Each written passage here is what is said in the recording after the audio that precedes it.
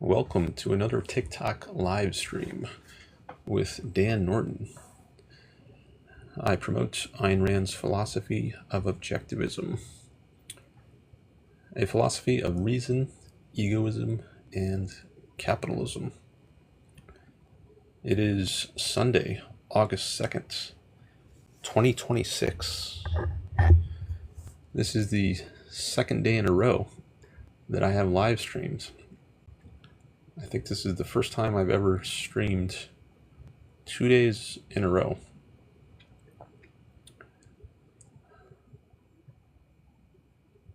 I did a stream yesterday for many hours. I think it was over 7 hours actually. But it was broken up into 4 parts. Sometimes I restart the live stream because it helps me get more viewers. But all told, I think I streamed, it was actually over 7.5 hours yesterday. And that is actually premiering on my YouTube channel right now as I speak. So the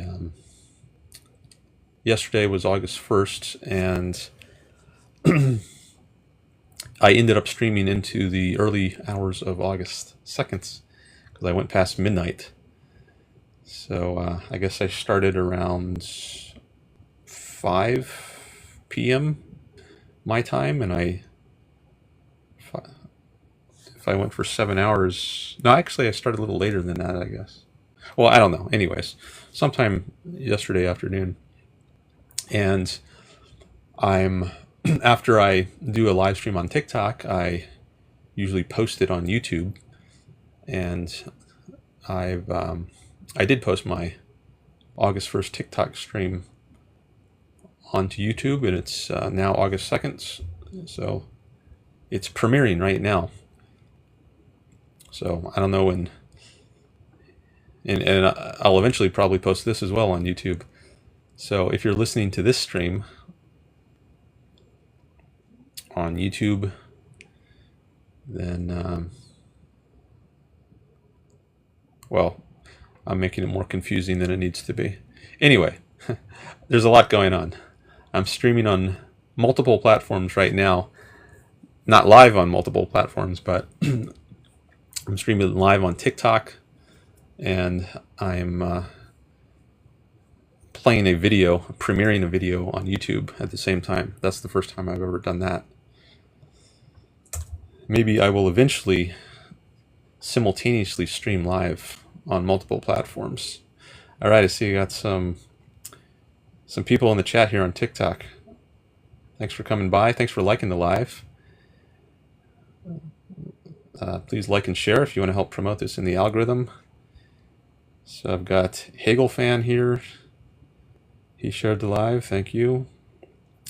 Ashley West, thanks for sharing the live. Ralph asks why I support Israel, because it's pro-freedom. Serial answers Ralph. Yeah, he elaborates. It's pro-freedom of religion and speech.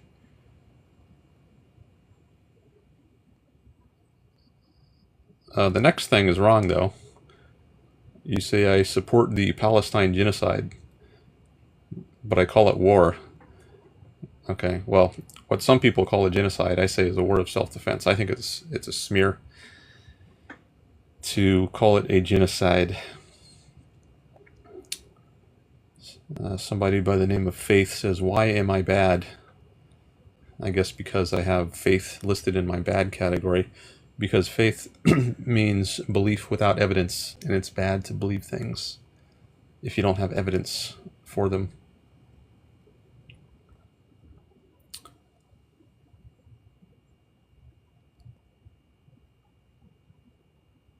You should put your stance on Israel in the background, people always ask. That would take up a lot of space, though. I have limited space on my backgrounds, so if I start giving reasons, then that's going to eat up a lot of space.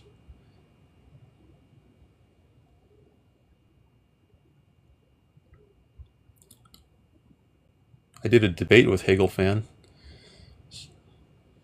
Someone's mentioning Hegel fan here in my chat. And I actually clipped out the debate I did with Hegel fan and posted it on my YouTube channel. Dan Norton won on YouTube. I have that listed in my TikTok bio. Objectivism is true, says nobody. That's his name. Or her name. Nobody.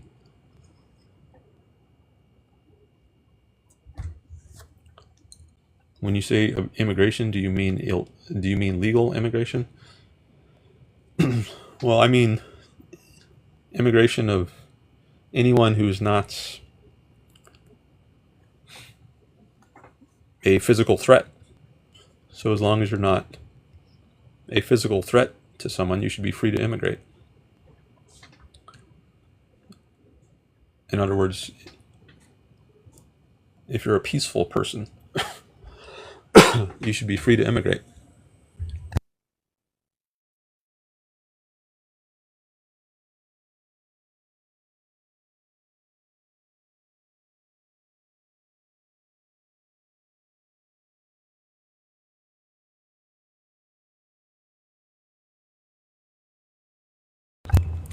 Just needed to get a cough drop.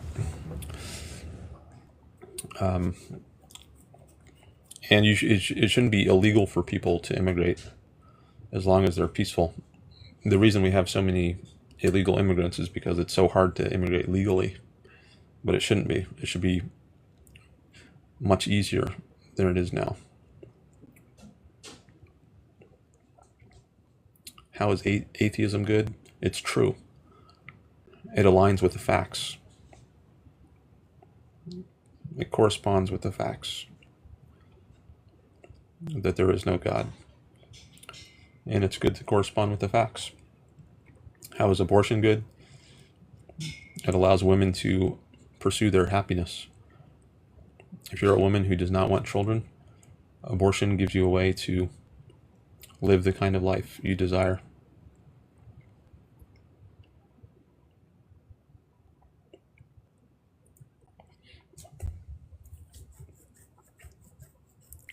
What philosophy area did you study? Philosophy of mind was the area of my PhD research, and free will is what I focused on when I was a master's student. And history of philosophy is what I mostly focused on when I was an undergraduate.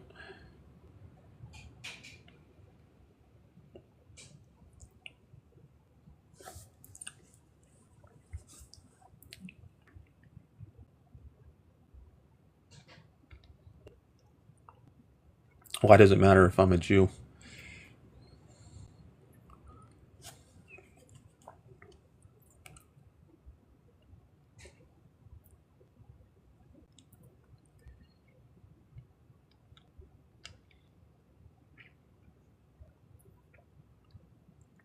Could you elaborate on supernaturalism?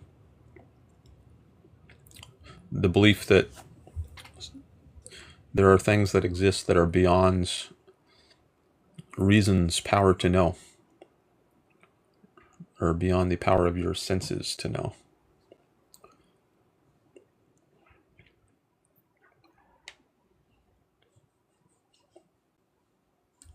I'm skipping around here in the chat. There's too many chats for me to address everything. But if you want to make sure that I address your chat, you can send me some TikTok gifts and I will give your chat priority.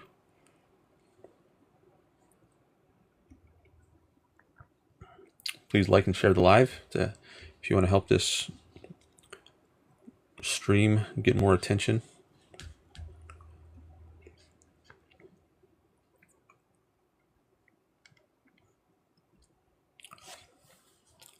How about letting someone come up and dissect your claims?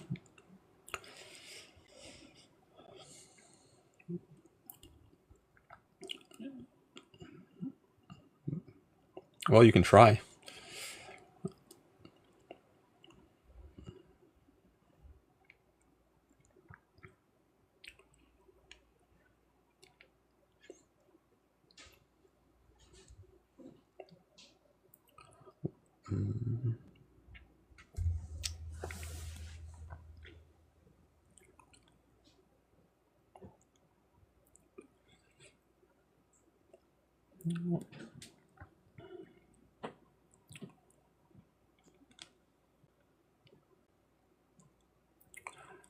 How are taxes bad? They involve coercing people.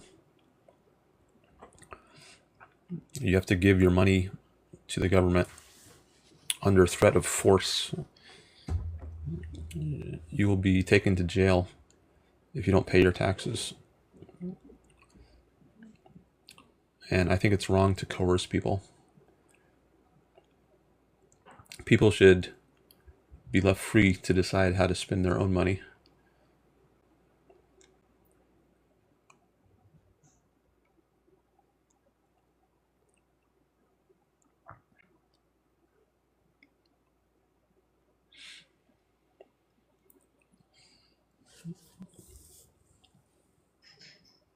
Capitalism is good? Yeah, that's right. It's good. It's the system of freedom. A system that is based on voluntary consent, not coercion. We don't have capitalism today in the United States. We are a far cry from capitalism. We have lots of taxes, lots of regulations, and all of that is coercive. Altruism bad? How? Altruism says that you should live for the sake of others, but there's no reason for that. There's no reason you should live for other people rather than living for yourself.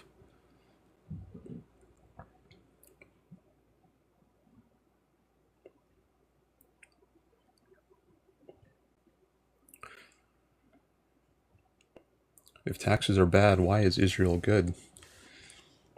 Well, Israel is good despite taxes, not because of taxes. It's good because of things like freedom of speech and freedom of religion. You won't be persecuted if you're gay or if you're a woman, if you're an atheist.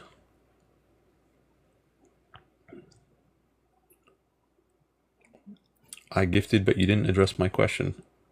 Oh, I didn't see your question. I just got to your chat that I just read. Thanks for the rose. What's your question, Gavin? Can you type it again?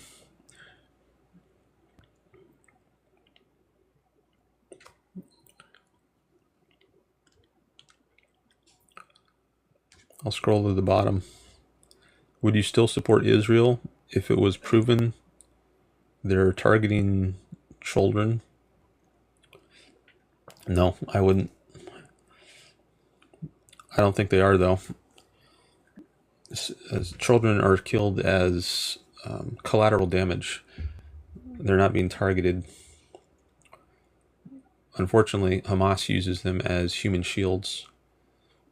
So Hamas is responsible for their deaths.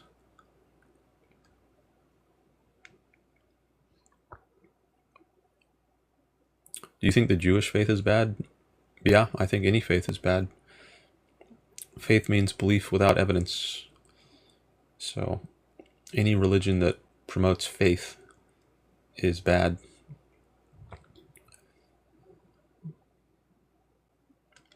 All right, somebody else just did a rose. Let me see if there's any chats from that person. You might have to type your chat again if you did a chat that you want me to address. Oh, just invite you up? Well, you might have to send more. See, sometimes I tell people I need a certain amount of money to come up if you want to do a call. And 3 roses isn't necessarily enough. I used to ask for $1, but I don't know if I'm going to stick to that today. What do you want to discuss, RX?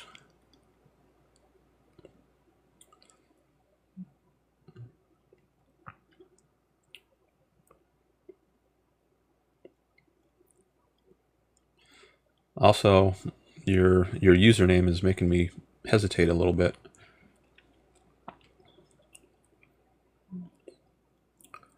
Let me click on your profile.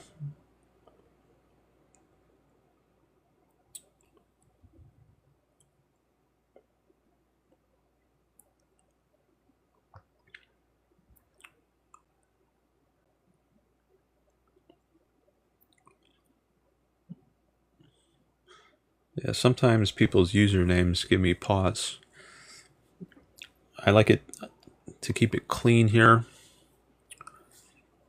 and not vulgar. And sometimes usernames make me question whether it is a clean, non-vulgar name.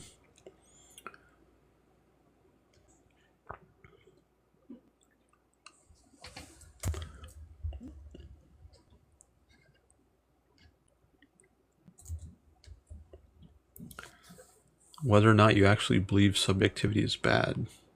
Subjectivism. Yeah, I do believe it's bad. Because I think it's false.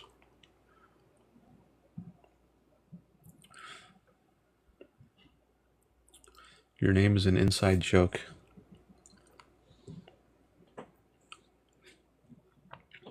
One plus one is two. I don't think that's subjective. You typed a chat in my chat today. I don't think that's subjective. I think that's objectively true. It's not just my opinion. It's not merely an opinion. Thanks for the follow, Bobby. Please like and follow and share. That'll help promote the stream if you like this kind of content.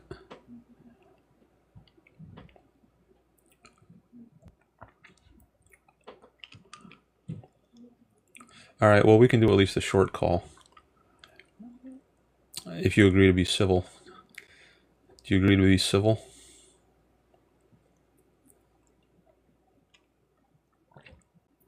How do you define egoism? Living for yourself, as opposed to living for others, which is altruism. Sure, you say. Okay, I'll do at least a quick call with RX.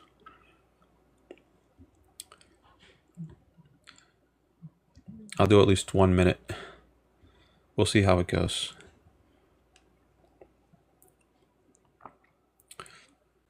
If you could request up right now, you're not in my request list.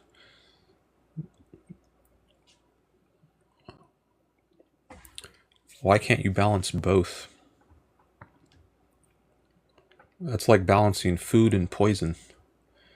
There's nothing good about living for others.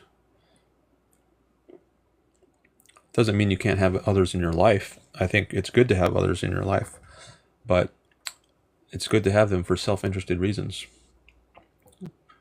Like if you have a friend, you can care about your friend, but that friend makes your life better.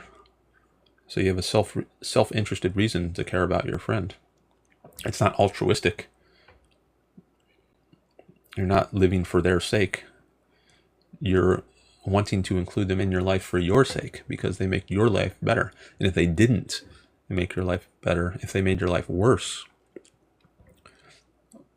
or if they didn't add any value, then there'd be no reason to have that person in your life. No, I didn't invite you. I was just waiting for you to request up. I guess I could try to invite you.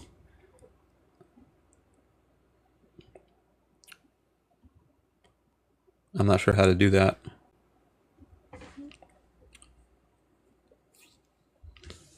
I think I did it once before, but I forget how to invite somebody up. So you might have to just request up. Do you have the request button? Oh, there's no request box?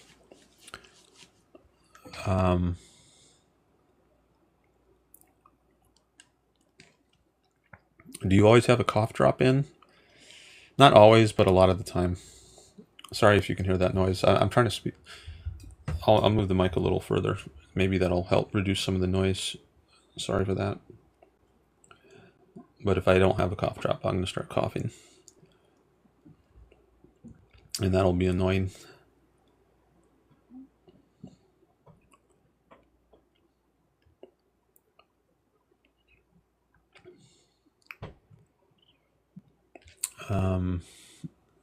I don't know where the... does anybody else have a request box?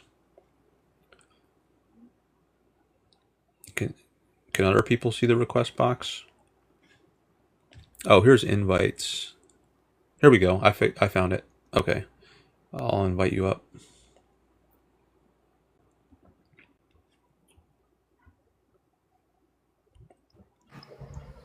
Hello. Hello. All right. So, you want to talk about subjectivism? Yeah, just in general as it relates to some of your other goods and bads, right? So do we agree that I guess if you think objectively or you believe in objectivity that it is a mind independent way of thinking? No. There are different senses of the term objective, and that's the metaphysical sense, mind independence. But there's another sense, which is the epistemological sense of objective, where it means based on facts. And like Right, if I'm but a fact is a fact regardless of who thinks or observes it, right? It means it's always true regardless of what one observes. It's universal. It's beyond what an individual sees, thinks, or senses because you can make situations, right? Or you can perceive situations where someone is deaf, dumb, and blind, but it does not change the fact that a fact is a fact, right? Yeah, I think facts do exist independent of our perception of them. Like Right, Jupiter that's exists, whether or not we perceive it, it's a fact that the planet right. Jupiter exists. Exactly. So that being said, how do you know without objectivity being mind independent? Well, I know that I'm having a conversation right now because I observe it. I hear somebody in my ear, and I use my senses. There are certain things you can know just using your five senses: your hearing, your sight, your taste, touching. And there are other things you can know using your reasoning, like 1 plus 1 is 2. I can understand that also using my Okay. senses, but those are some So ways. does that also apply to morals? Yeah, I think you can know moral things, moral facts as well, So using your reason. how do you make morals objective? How do you make morals mind independent? Well, that's the metaphysical sense, which I don't think applies here. I don't think morals are mind independent. I mean, there's a sense in which they are, but there's also a sense in which they're not. So metaphysically speaking, when it comes to morals, you prefer subjectivity to objectivity. If you mean in a metaphysical sense, yeah, I could agree to that. There's a sense like there's So if your no. moral grounding could be subjective, how is subjectivism bad? Why should one? Why ought we not be subjective in our morals if, metaphysically speaking, you cannot agree with objectivity? Well, I think you're using it in a different sense than I have in mind in my lists when I'm saying subjectivism is bad. Like when I say subjectivism is bad, I I know you mean, said you're speaking in an epistemic sense, but I assumed, based off it being a list, that you're speaking in a general sense. well, I mean, there's only so much I can convey in a brief list, so my fuller view has to come out in a conversation. So I can elaborate on what I mean. Like the one sense of subjectivism that I think is bad is that everything is just a matter of opinion. Like if I say Trump is bad, or 1 plus 1 is 2, or there is a planet revolving around the Earth. I think all those are objective truths. I don't think that is any of those are subjective. Many people would say they are. They would say It any it claim to is knowledge is it is subjective. it is subjective though, and that's the entire point. The fact that you made a list of what is good and bad without making any odd claims as to why they are, you sort of just like defeated the whole idea of you believing that subjectivism is bad because this entire list is based in subjectivism. Okay, well, that goes back to the point about the senses of these terms. So in a innocuous, benign sense, I could say, yeah, it's all subjective. But in the inimical, non-benign sense, I don't think it's all subjective. Could you explain that? Like Yeah. So in ways that a fifth grader would understand? I don't know if I can do that, but I'll try. Well, then my question is if you can't, could you do you actually know it yourself? Because we're talking about something that is logical and like reasonable, right? Something that is based on logic and reasoning. So it should be easy for anyone that displays any semblance of understanding of what logic and reason is to they should be able to understand it. So if you can't explain it in its most simplest terms, is it therefore logical and reasonable? Well, these are complicated topics, and it can be challenging to explain things to people. And And I don't mean to be contentious here, but that sounds like a little bit of a cop out. all right, I'd like to end this call, but thanks for your call. I appreciate it. Oh, okay, cool. All right.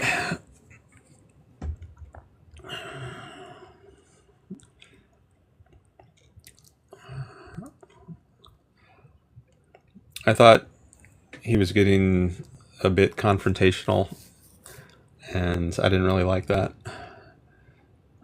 So, didn't want to continue that.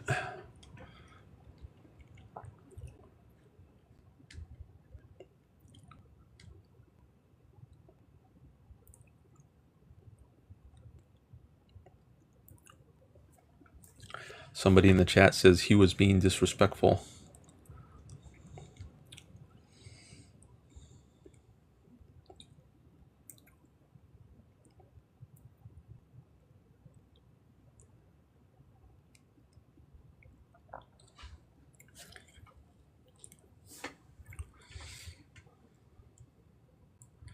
Okay,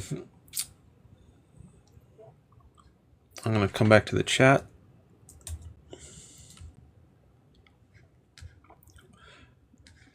Thanks for being here. Thanks for likes, shares, follows.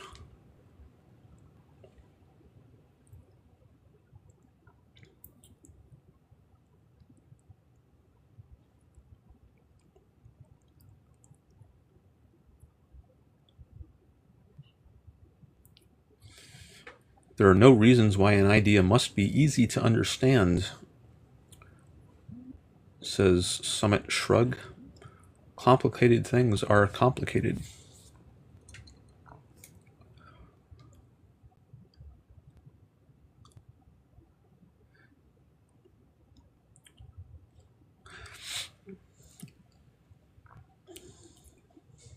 Taxes are bad. Please elaborate. Keep in mind, I'm all for less government intervention. Taxes are bad because they coerce you. They don't leave you free. You are forced under threat of jail to give your money that you have earned away to someone else who has not earned it.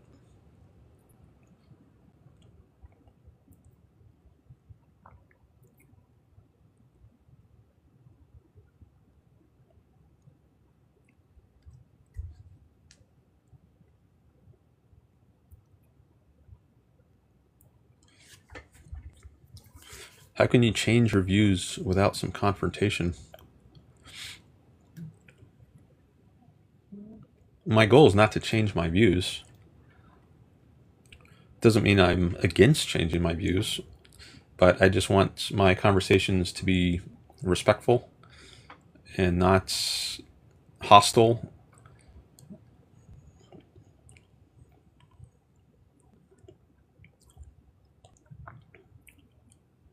because that's I enjoy it more. if it's a pleasant, non-hostile sort of conversation.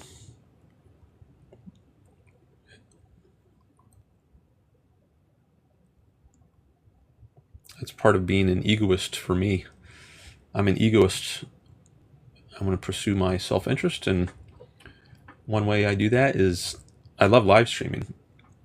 So I live stream, but it has to be done in a certain way for me to enjoy it. It has to be a benevolent kind of vibe.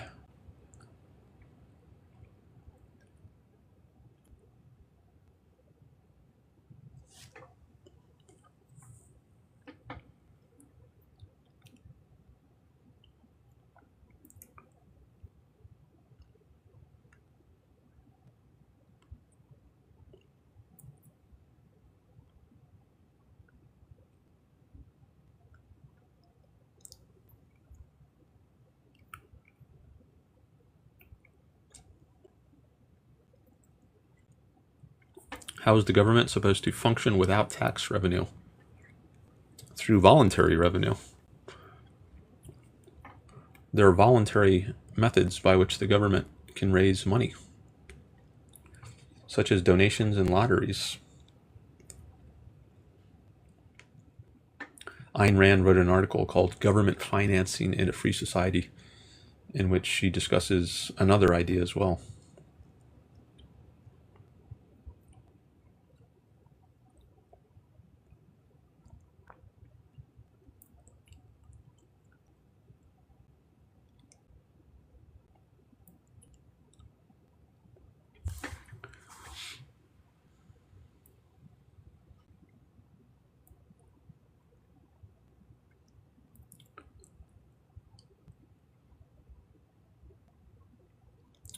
How do we fund roads, education, military, and infrastructure without taxes?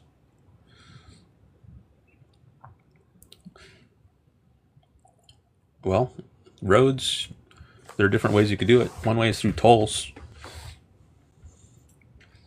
or road builders could sell advertising space on billboards by the roads. Education, you pay for it. You send your kids to school, just like you pay for any good. You want food, clothing, you pay for it. You work a job, and you pay for a teacher or a tutor.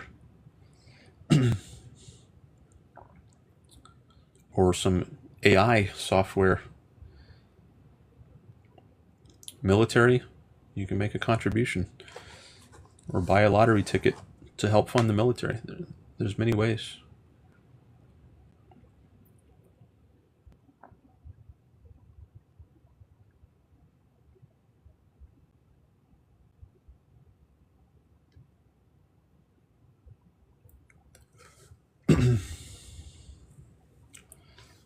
So you say tax is bad, but argue for another form of tax. No.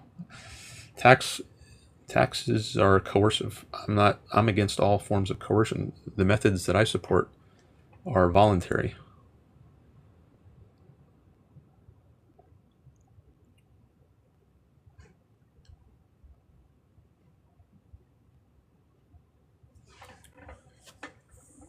Tolls are not a tax. It's just a fee you pay for using a road.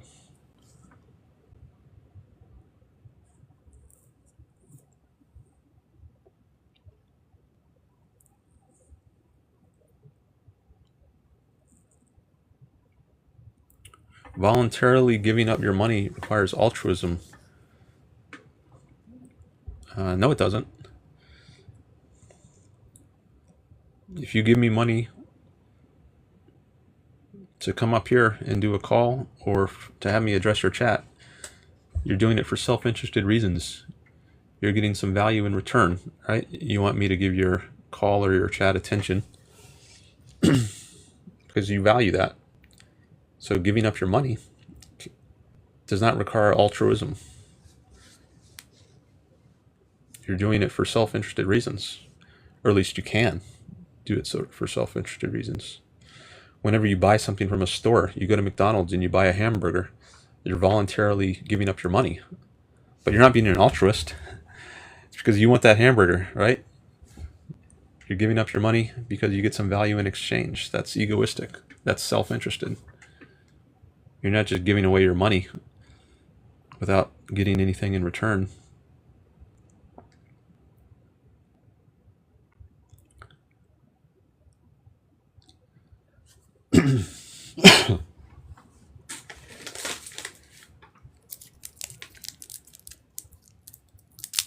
This is some good stuff here, Dan, says Gavin. I'm glad you think so.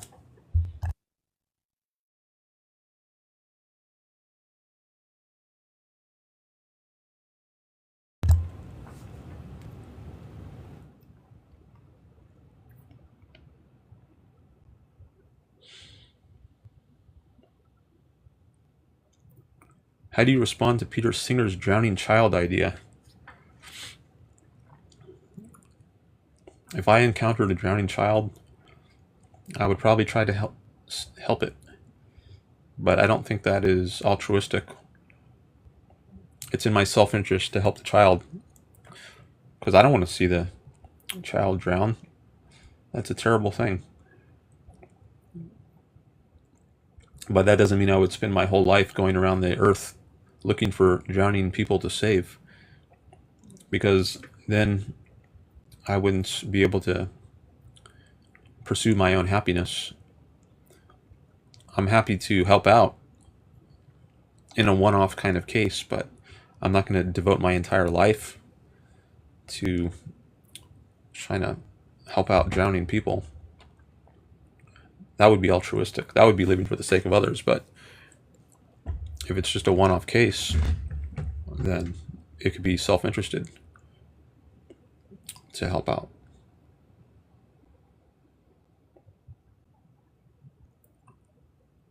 Why should you be self-interested? I see no reason. Explain to me.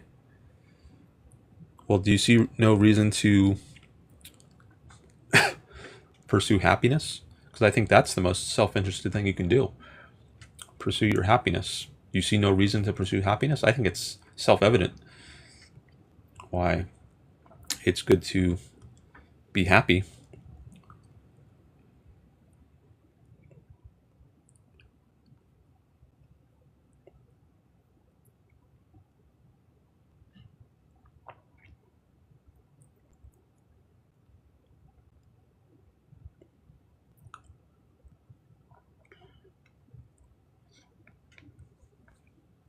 How do you reconcile free will with atheism? What is there to reconcile? Where do you see a conflict there? Atheism is the view that there is no God, or it's the lack of belief in a God. And free will is the idea that you have control over yourself. Your actions are up to you. They're not determined by something beyond your control. But I think that's perfectly compatible with believing there's no God.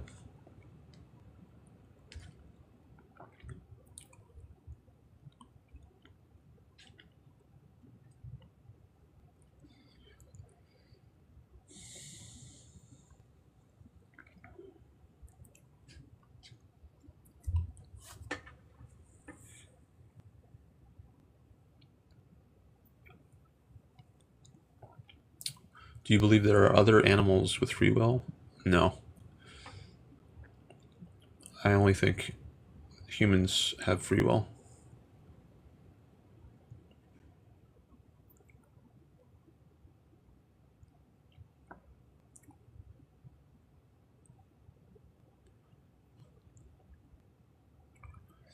I see somebody else is in the request lists.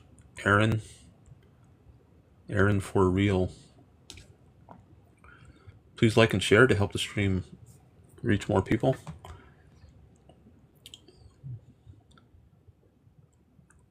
Aaron, what would you like to discuss?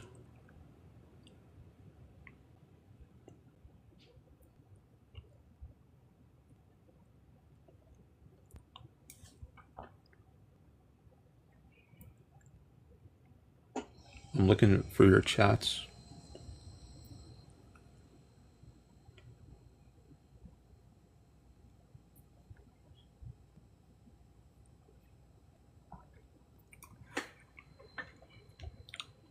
You say, tell us about Israel.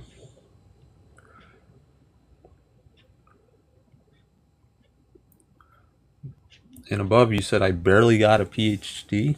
Why do you say that? Not sure I want to engage, given that you said that.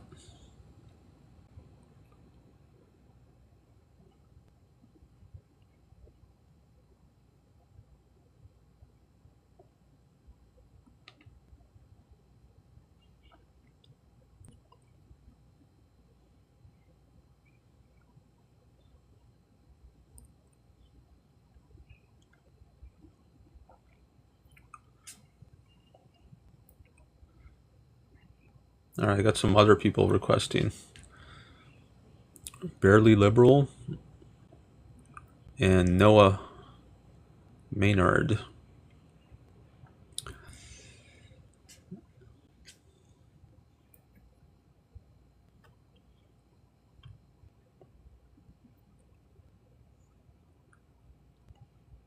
What would you like to discuss?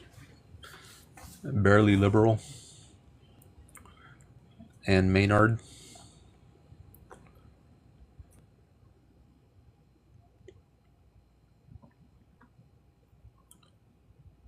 Trump.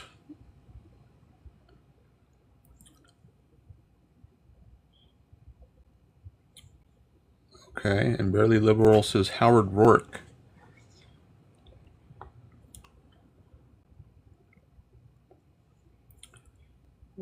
Can you elaborate? What about Howard Rourke?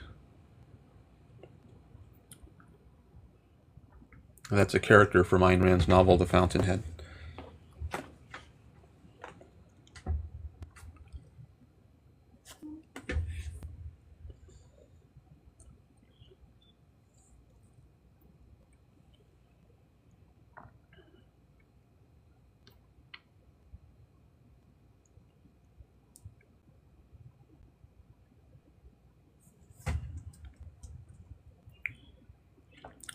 Just comparing Howard to Peter Keating.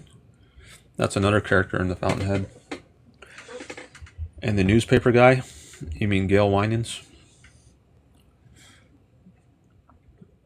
Well, maybe we can do a short call on that.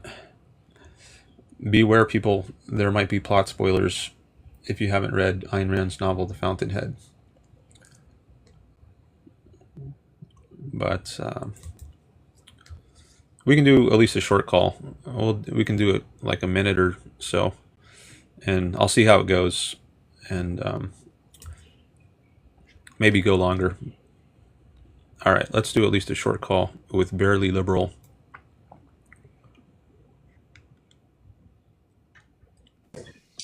Hello. Hey, Dan. Hey. So you want to talk about some characters in The Fountainhead by Ayn Rand? Yeah, I love that novel. So Yeah, I was trying to remember. It might have been in the introduction, but or maybe it was just a specific introduction I was reading. But it was talking about sort of what are the kind of character traits of the three like main people in the novel. So it's like Pete, who kind of is always doing things for other people to like proclaim him good, and Gail, I think, is somewhere in between him and Howard, and then Howard's just doing the thing he wants to do for his own reasons. Is that right? Something like that? yeah, I think that's a decent summary. So again, plot spoilers for anyone who hasn't read The Fountainhead. Howard Rourke, he thinks for himself. He has he's a great example of the virtue of independence. And Peter Keating is the opposite. He doesn't think for himself. He does what other people tell him to do, or whatever he thinks will impress other people, rather than what he himself thinks is good. Like he's passionate about art, but his mother thinks that's not a respectable profession. It's better if he goes into architecture. So he defers to his mother, and he goes into architecture, but that's leads to him living a unhappy, unsatisfying kind of life. And so he doesn't think for himself, and as a result, he suffers. Now, Gail Winans, he's, as you said, he's somewhere in between in terms of his independence. He also panders to other people. He runs a newspaper. It's kind of a tabloid in order to get rich, and he wants to, in order to sell lots of newspapers, he has to sell these trashy stories because that's what people want to buy. That's what sells, even if it involves smearing someone like Howard Rourke, who is a hero and an independent thinker. But he actually has a private friendship with Rourke. So personally, he recognizes Howard Rourke is a good person, but the way he lives his public life, like aside from his private friendship with Rourke, his public life is very second-handed. He's pandering to the masses in order to be able to sell his paper. So he's kind of a hybrid case. So that's just elaborating on what you started with. Yeah, I thought it was interesting. And there's a certain point in the novel where Gale tries to fight on behalf of Howard, and he realizes his power kind of evaporates when he can no longer pushes what the public want to hear, and tries to push something that he thinks is actually right. Like, he doesn't actually have the kind of actualization that Howard has to kind of fight through the kind of mob mentality and actualize his independent vision. Yeah, he's in a conflict, and he has to ultimately pick a side. And maybe I'll not spoil it, like, as to whether he's going to go more in the Howard Rourke direction or more in the continue pandering to the masses direction. I'll leave that to people to see what happens if you read the novel. Are you pandering to the masses right now, to the people that haven't read this already? I mean, we are having conversations. Pandering. Well, I'm getting a lot of hate from a lot of people in the comments about. So I don't know if this would About what? about things on my list. Oh, got you.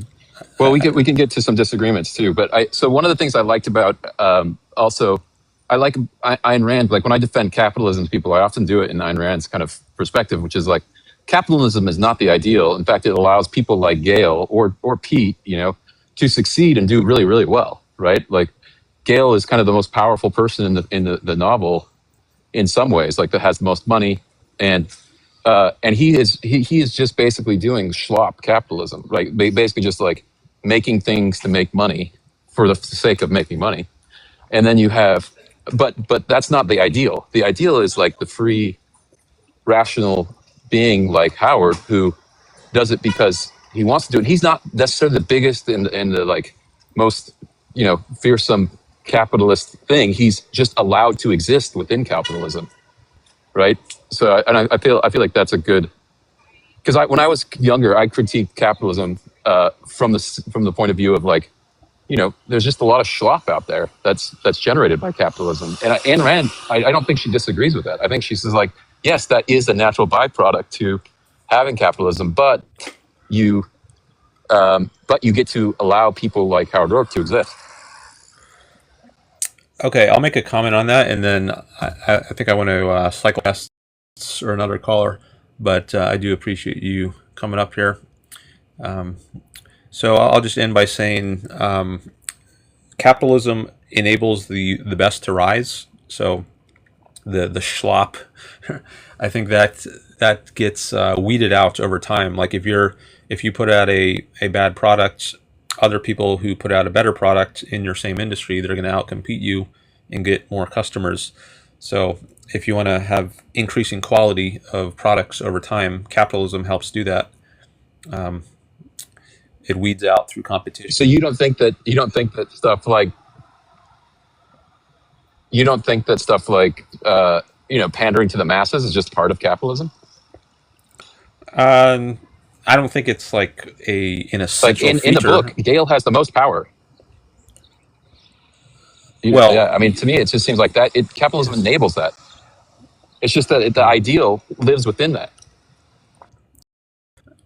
Okay. I'll try to say something on that, but I'm gonna end the call now, and transition back to the chat. But thank you again for your call. Appreciate it. Okay. So yeah, Gail Winan, he does put out a tabloid, like a low quality newspaper, and I mean it's possible to do that in a free society, but what I'm saying is that kind of poor product is disincentivized, because if someone can put out a better product, then they're going to outcompete. And actually, Gail Winan, he starts losing subscribers to his newspaper, because once he starts doing what he actually enjoys, which is defending Howard Rourke, then his I guess low quality subscribers, they don't like that. So he starts to lose market share, starts to lose subscribers, and so there's this tension between what serves his own happiness, which would actually be like, or his what serves his perception of the truth, which would be defending Rourke, recognizing that Rourke is a good guy, and then what makes him money. So he has this kind of conflict, and that's a disincentive, a disincentive from continuing in the way he's acting. So he can never really be happy so long as he's allowing Rourke to get trashed or smeared in his newspaper. So that gives him an incentive to do something else, close down his newspaper, perhaps. I won't tell you what happens in the novel, but there are pressures that incentivize better behavior. So, and capitalism exerts those pressures. Okay, but let me come back to looking at some other stuff here.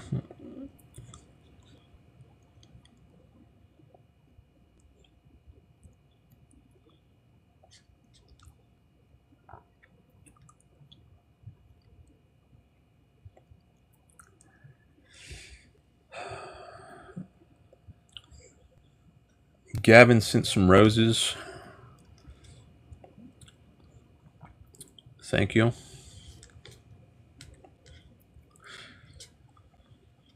I'm trying to remember some of your previous chats. Were you being disrespectful earlier?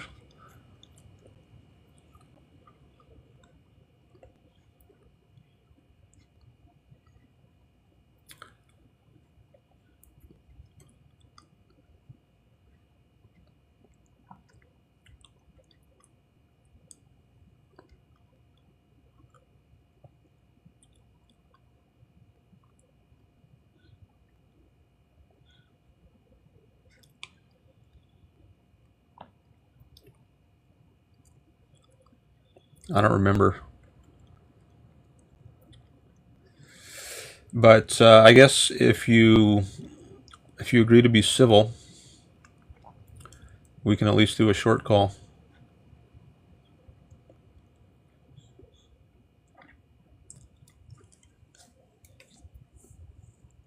Yeah, for sure. All right, here we go.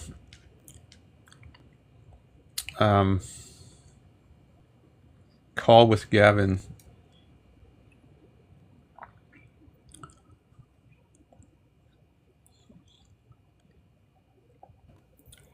Hello. Hello. Hey, what's up, man? Hey. I just wanted to address your view on subjectivism. Okay. I think I feel like just looking at this list. Well, if we start with debate/discuss my views, wouldn't we agree that a synonym of views is perception? No, because views, that can mean, well, here it means intellectual views, not like I'm viewing my computer screen right now. That's perception, what I see with my eyes. But like my position on altruism or determinism, that's not just something I see with my eyes. That's a product of my thinking. Do you know that everything ever created started in the mind before it ever was actually made by humans? Everything ever created. Yeah. Like by people was a thought before it was ever actually in reality. Well, outer reality. Yeah, sure. Okay. So what is where are you going with that? Okay. I guess we can move past that if you don't wanna. If that isn't I mean, if you think it's anything of interesting to talk substance. about, we can talk about it. No, I just thought that that would have some correlation with subjectivism to you, but maybe not. Like this list is was created by you from your experiences, your perception of reality. Well, then it sounds like you're using subjectivism in the metaphysical sense, and I don't have a What do you problem with mean? saying it's subjective I in don't know that what sense. metaphysical means. I apologize. So if subjective, so objective, sometimes in the metaphysical sense, it means mind independence. Okay. So, like for example, the moon Yeah. is objective. Like even if there are no minds to observe the moon still exists. So you could say the moon has objective existence. But if something doesn't have mind independent existence, if it depended on the mind to exist, like my list of ideas here, then it's subjective in the metaphysical sense, just in the sense that it involves the minds in its existing. So But what are your thoughts on things changing when they're observed? can you Have you ever heard of elaborate? that? I don't know the exact. I know this for a fact. You would have to look this up, but this is like scientifically proven that when things are observed, they like change. They act differently. What would be an example? Uh, I don't know. Just if you watch like I don't know, you look outside and you watch a tree. The tree, I don't know. It's like it's you look at something and it acts. You would have to look it up, but it is true. Or oh, I don't want to say it's true without you looking it up. You would have to look into it yourself, but it's I don't know what example would be like sufficient for you to like I don't know for you to believe that that is true without you actually looking into it. Okay. Well, there's a phenomenon in physics I've heard about where to observe something like the location of an electron, you have to bounce something off it, but that Uh, changes the location of the electron or the particle. So you alter the thing that you're trying to observe. I think that's a pretty different sort of context, though, than just looking at a tree. that was just like I look out my window, I see a tree. It's different than it's this is just like a I I don't know how else to like explain because it's like what is the tree going to act like if I'm not looking at it? I only know what it looks like when I'm looking at it. See what I'm saying? Okay, so are you thinking that maybe the tree, when you're not looking at it, doesn't exist or looks differently No, no, than no. when you're looking I at don't it? think it Or doesn't exist. I just was that was just another like fascinating point that I thought of while talking about that you with looking at things that are observed act differently than when they're not. But I mean, I unfortunately I don't think I could give you like a a good example for that to like make sense. Um, but I do have another question. okay. Um, how like so you have thoughts, right? We all have thoughts. hmm How do you perceive your thoughts, or what is perceiving your thoughts? You can Like your introspect. imagination. You can introspect. So I can just direct my attention to the thoughts in my minds, as opposed to extrospect, where you're looking outward, I can also turn inward my attention Yeah. and be aware of my thoughts that way. But like when you close your eyes, you imagine something, you can see like that imagination in your mind, right? Like the perception of that thing you're imagining.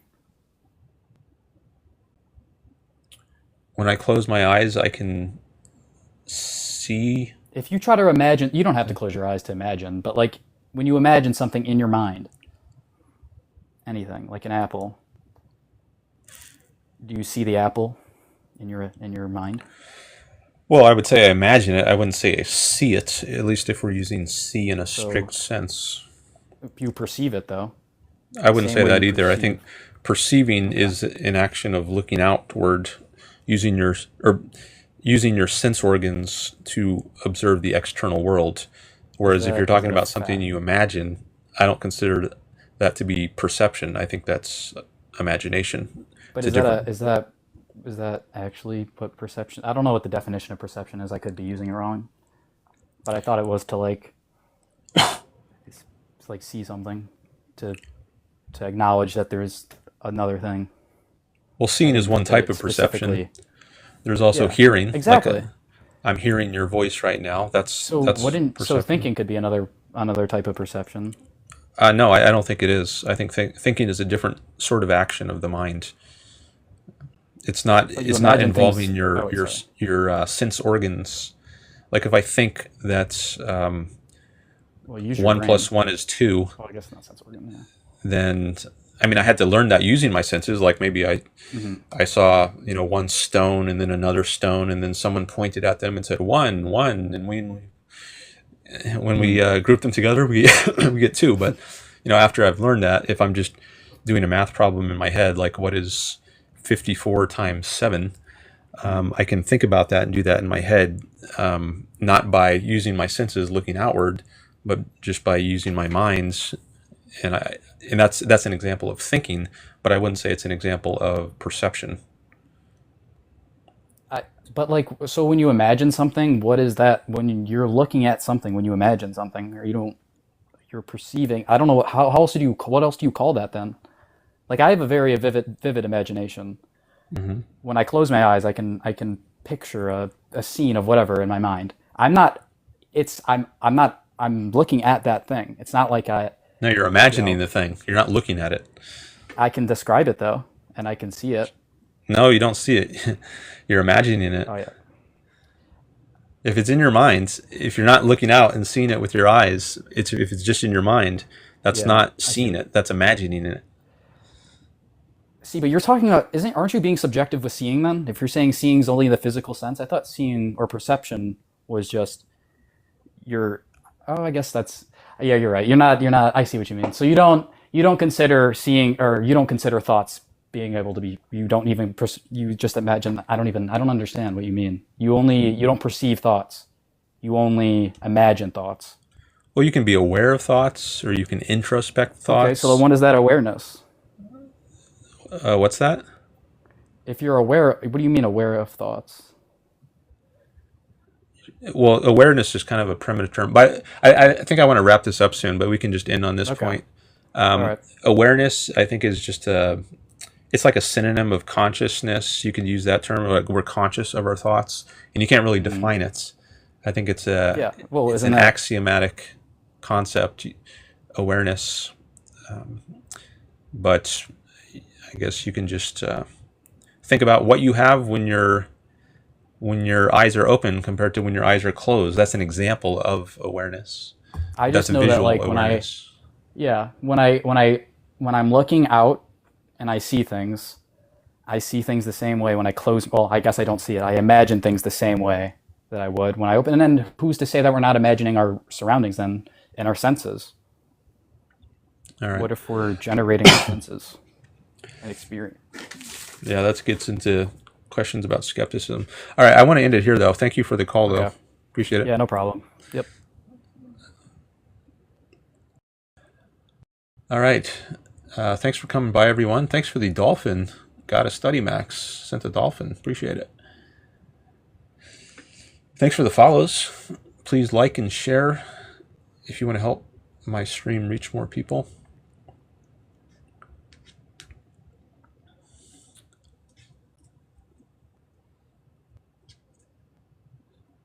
See, Aiden is in my list of requesters.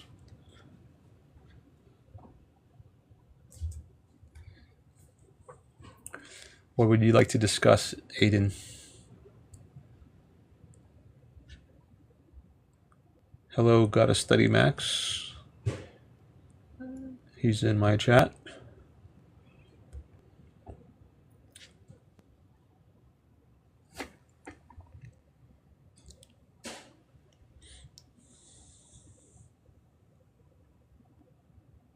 Your Israel reason. I'd like you to expand on that.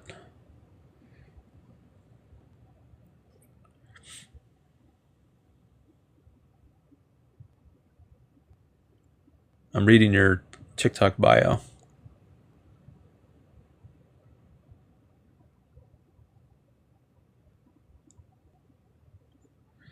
Do you agree to be civil?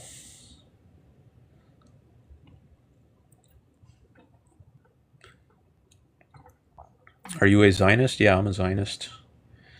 I think there should be a state of Israel. Some place for Jews to live, a safe place. Okay, we can do at least a short call with Aiden. All right. Here we go. Hello. Evening, sir. Good evening. Okay, right. so you're saying that the Israel is a good. Like, can you expand on that? How is Israel good? It is pro-freedom. It respects freedom of speech, for instance. You can criticize the government. You wouldn't be thrown in jail.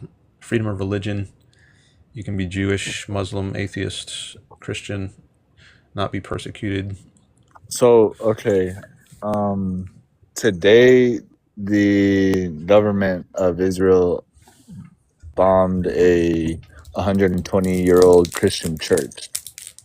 So what would be the reasoning for that if any religion is open to and how come they solely focus on most of the Muslim religions to not be able to freely be there? How would you say that that is an open mindset? They bombed the church. Yeah, they bombed a church. Why did they bomb it? 120-year-old, because they said Hezbollah was there when in fact they have been in control of that area for months and months.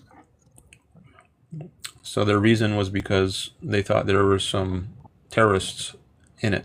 Underneath in an area that they control already. Okay, so do you have is So it bad for them to try to get rid of terrorists? See, I think I think we have different definition of terrorists. You don't think Hezbollah is terrorist? I believe that they are I mean, to the media, to the Western world, yes, they're terrorists, but it is more to. I see them more as freedom fighters. How would you feel if someone came into your land where your parents had lived for hundreds and hundreds of years and say that you do not belong there year after year and continue to not even acknowledge your existence and continue to take away your home? Would you just stand back and allow that to happen? Or would you fight for your freedom? Well, if someone stole my lands, then I wouldn't like that. I don't think that's what happened, though. So what is your view on the Balfour Declaration?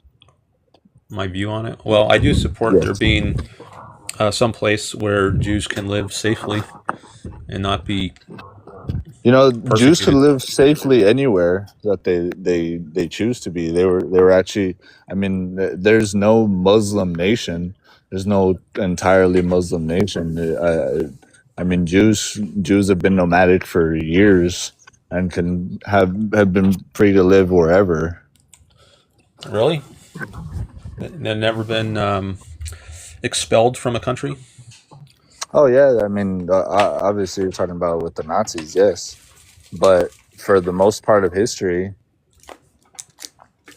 What about yes. Hamas? Does Hamas have any problem with Jews? I believe when they are taking the land of their forefathers, I think that would come into a play. So it's just about land? I mean, it's about land. It's about the Nakba. There's been so many other incidents of Israeli forces attacking, settling Palestinians and their land shrinking and shrinking because they need more people coming in from Eastern Europe that have no ties to the land as Ashkenazi Jews. So you think it's wrong to take people's land? I do, in fact. Okay. So if you're forcing people off their own property, what if you take someone's property by force? Is that wrong? Yes. Okay. What do you think about taxes? Taxes. I don't agree with taxes Really? for the most part. I mean, when they're used properly, but at least the way that I've seen it in America, we don't use our taxes properly. We give all of our taxes to war and quote unquote security.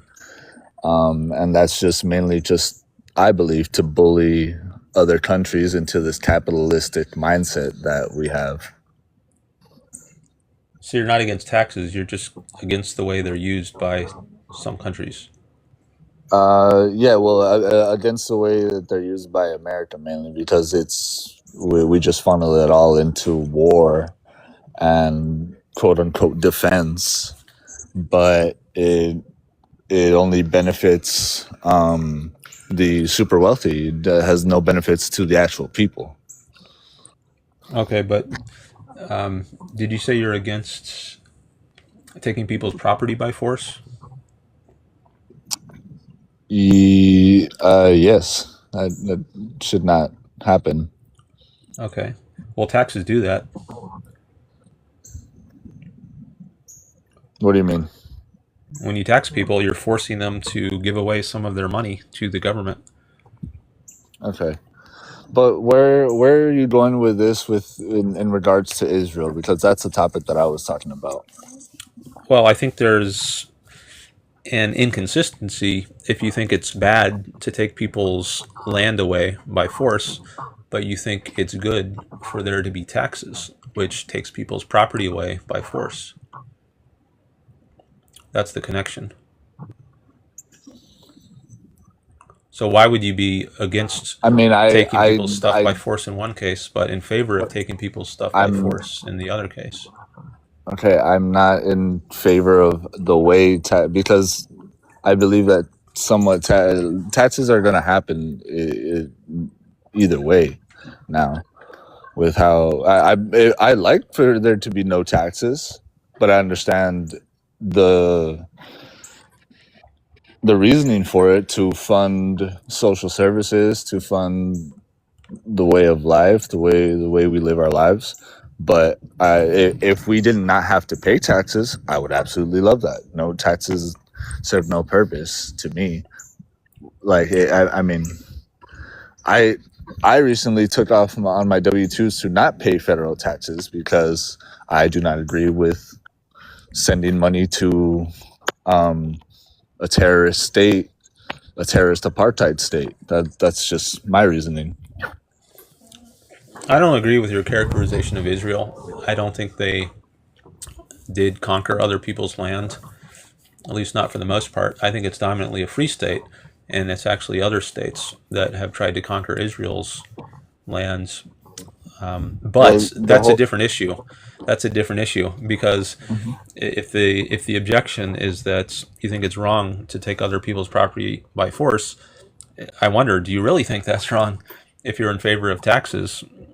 Um, so I don't think taxes are When I necessary. never, I've already discussed my favor of taxes. I understand the necessity for them. You keep saying that I'm in favor of them when I said that I'm not. I'm not in favor of taxes. I understand why they happen, and I would like our country to use taxes for something other than war. That's what I would like. That's what I've said. I never said that I enjoy taxes. Never said that I like taxes. So continue on. Well, you think it's better that there are taxes than that there aren't taxes. No, I said that I would like there to be no taxes, but I understand the reasoning But you for don't taxes support to there help. being no taxes because you think that's going to have bad effects, right? Um, I wouldn't know what would happen in a world with no taxes. I haven't honestly put that much thought into it. I would assume that there would be more money to flow into the economy instead of constantly having to pay taxes because there's tax on our income, there's taxes on the things we buy, there's taxes on property, there's taxes on everything, and it would put more money into the economy. So yeah, no taxes would be nice. I assume. I've never seen it done, so I can't. Like I said, I haven't put that much thought into it. Well, then maybe they're But you they're can't. not necessary. It sounds like maybe you're not sure what would happen. Then, if that's the case, then maybe taxes aren't necessary. Maybe we should try getting rid of them. I would completely agree. Completely agree. Um, but I would. I still don't know. I still don't understand the correlation between the whole Israel thing because I don't agree with a terrorist state being just handed to a group of individuals that.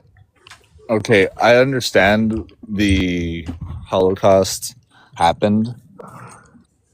However, I've never seen a group of people act so privileged yet act so disenfranchised because they're constantly saying that Well, why do you think? they're constantly saying that they're better than the Palestinians and they deserve of the land. That land was promised to them 3,000 years ago. No, but Why do you think then Israel they're stole lands? because it was never theirs. Palestine has been there for thousands of years, sir.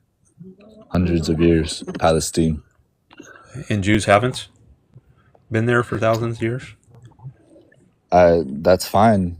It doesn't mean that they can change the whole state just because the Rothschilds wanted to buy it. Why, if they've both been there for thousands of years, why do Then how you come they couldn't privilege just one live side in over the harmony? other? Exactly. You privilege. What do you mean? There is. Why do I privilege one side over the other? The other side has been Well, privileged, you said sir. the The Israelis stole the lands. If they've both been there yes, for thousands of years, why would you say one stole the land but not the other? because because the people that were already there had their land stolen. When Why did would this happen? 1947 Balfour Declaration? I thought Jews we said stole you. land in 1947, Yes. Do you not know about the so they weren't Nakba? there. What, weren't there Jews Do you before know about the 1947? Nakba? Do you know about the Nakba? Hold on, weren't there Jews before 1947 there? Yes. Okay, But so were they there? were living there without stealing land But were before the East? But were 1947. huh? So they were living there before 1947 without having stolen land. Somewhere. But the ones that came and overtook the houses of the settled Palestinians who had already been there since the 1800s, yes, they took their land. I don't know what's so hard to understand. Why do you? So what is the? Um, can you give me more specifics on this land that was stolen in 1947? Where was this?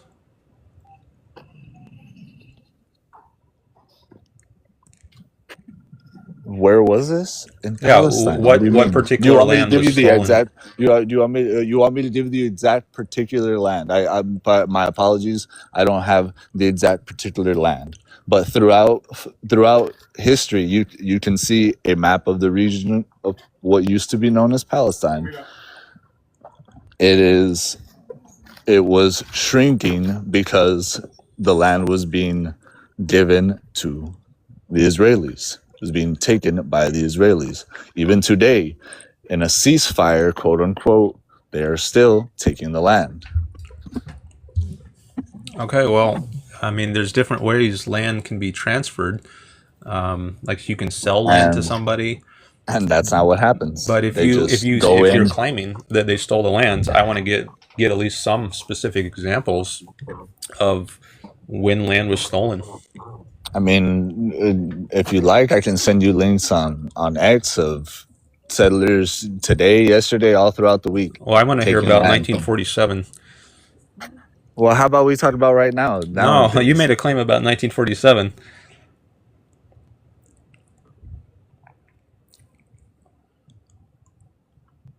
Okay, when they first started, the whole state shouldn't have been even in, shouldn't have even been there. For what reason? For what reason did they even were they even uh, actualized as a state? I want an example of stolen land. You want an example of stolen land? Yeah, from 1947. I'm not sure. I'm on my phone, so I can't go to a computer and give you the exact thing. You're the one with the computer. All right. Well, You you're can the one look who up. made the claim, so maybe you can send it to me later. If you don't have it right now, you can send We'll me a do. link later. We'll do. All right. Thanks for the call. Oh, that's it. Oh, you don't want to talk about today, right? You don't want to talk about No, today. because I want you to validate the claims Oh, you okay. already made before we go on to a million other things. So, if you can prove that claim to me, then I will be open to talking about other stuff. I ended that call.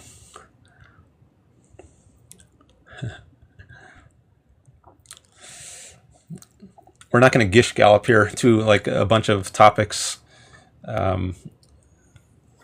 We're going to address one thing at a time.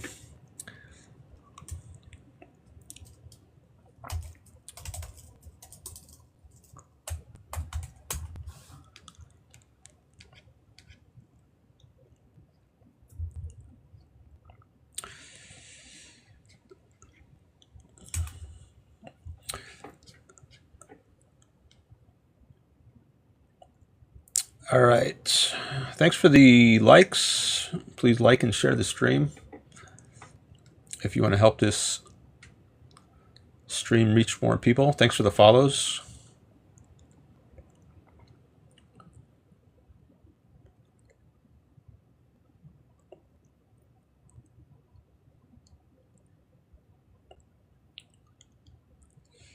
Baby Bleed followed. Thank you.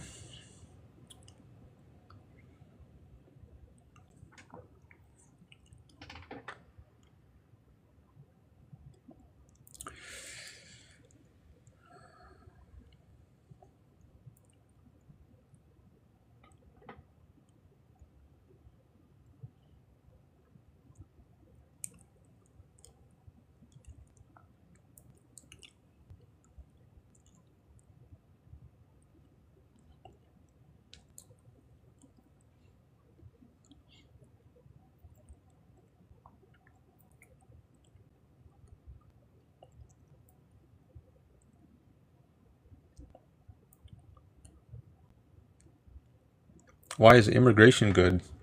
Because freedom is good. And you restrict people's freedom when you forcibly stop them from immigrating.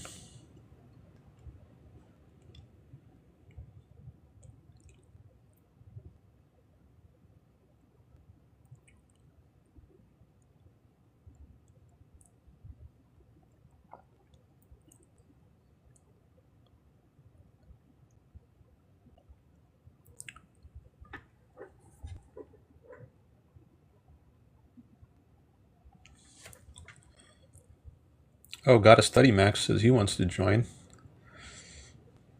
I just saw that message. Are you still here?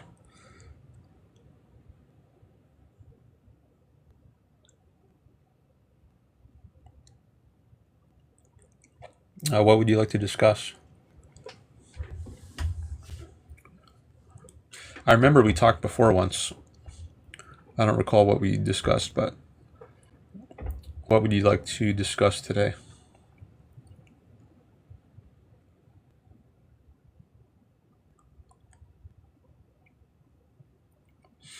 Thanks, Matthew.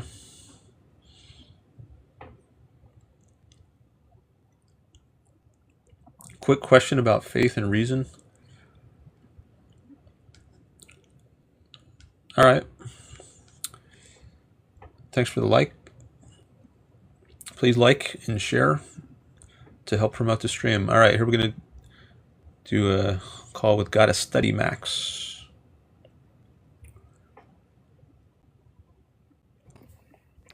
Hello. Hello? Hi. Hi. Wait, I just want a quick question because earlier you said that you were a Zionist. Mm-hmm. Wait, what is... I thought Zionism was a branch of Judaism. Is that true or no? No, it's just people who support there being a state of Israel, or a state where the Jews can go. At least that's how I understand it. Oh, And okay. I was confused because I thought it was a branch of Judaism, and you said that you believe in reason over faith, so that didn't make sense to me. But that was just what I was confused by.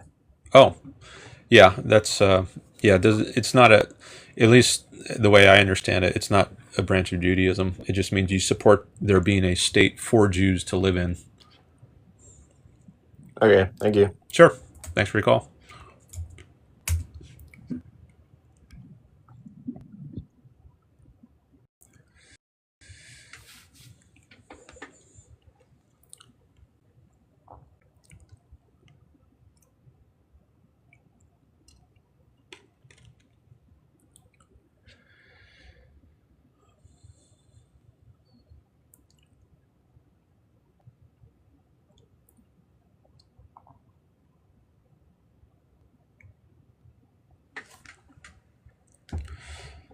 That was quick. Short and sweet. I think that was the shortest call I ever had. At least if we're not counting trolls who I hang up on after 1 second.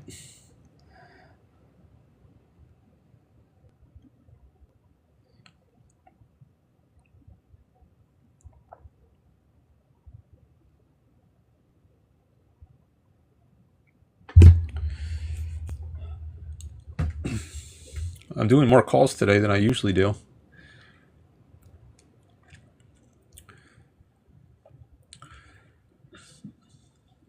And that's because it seems like my numbers are often higher when I just engage with the chat.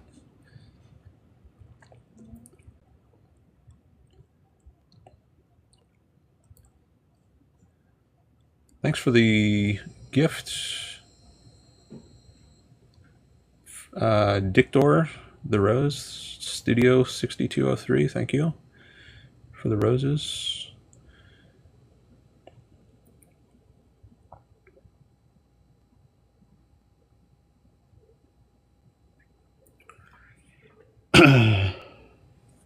Should we debate supernaturalism?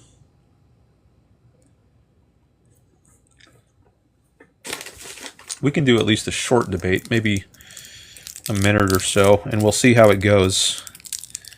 But we can do at least a short call.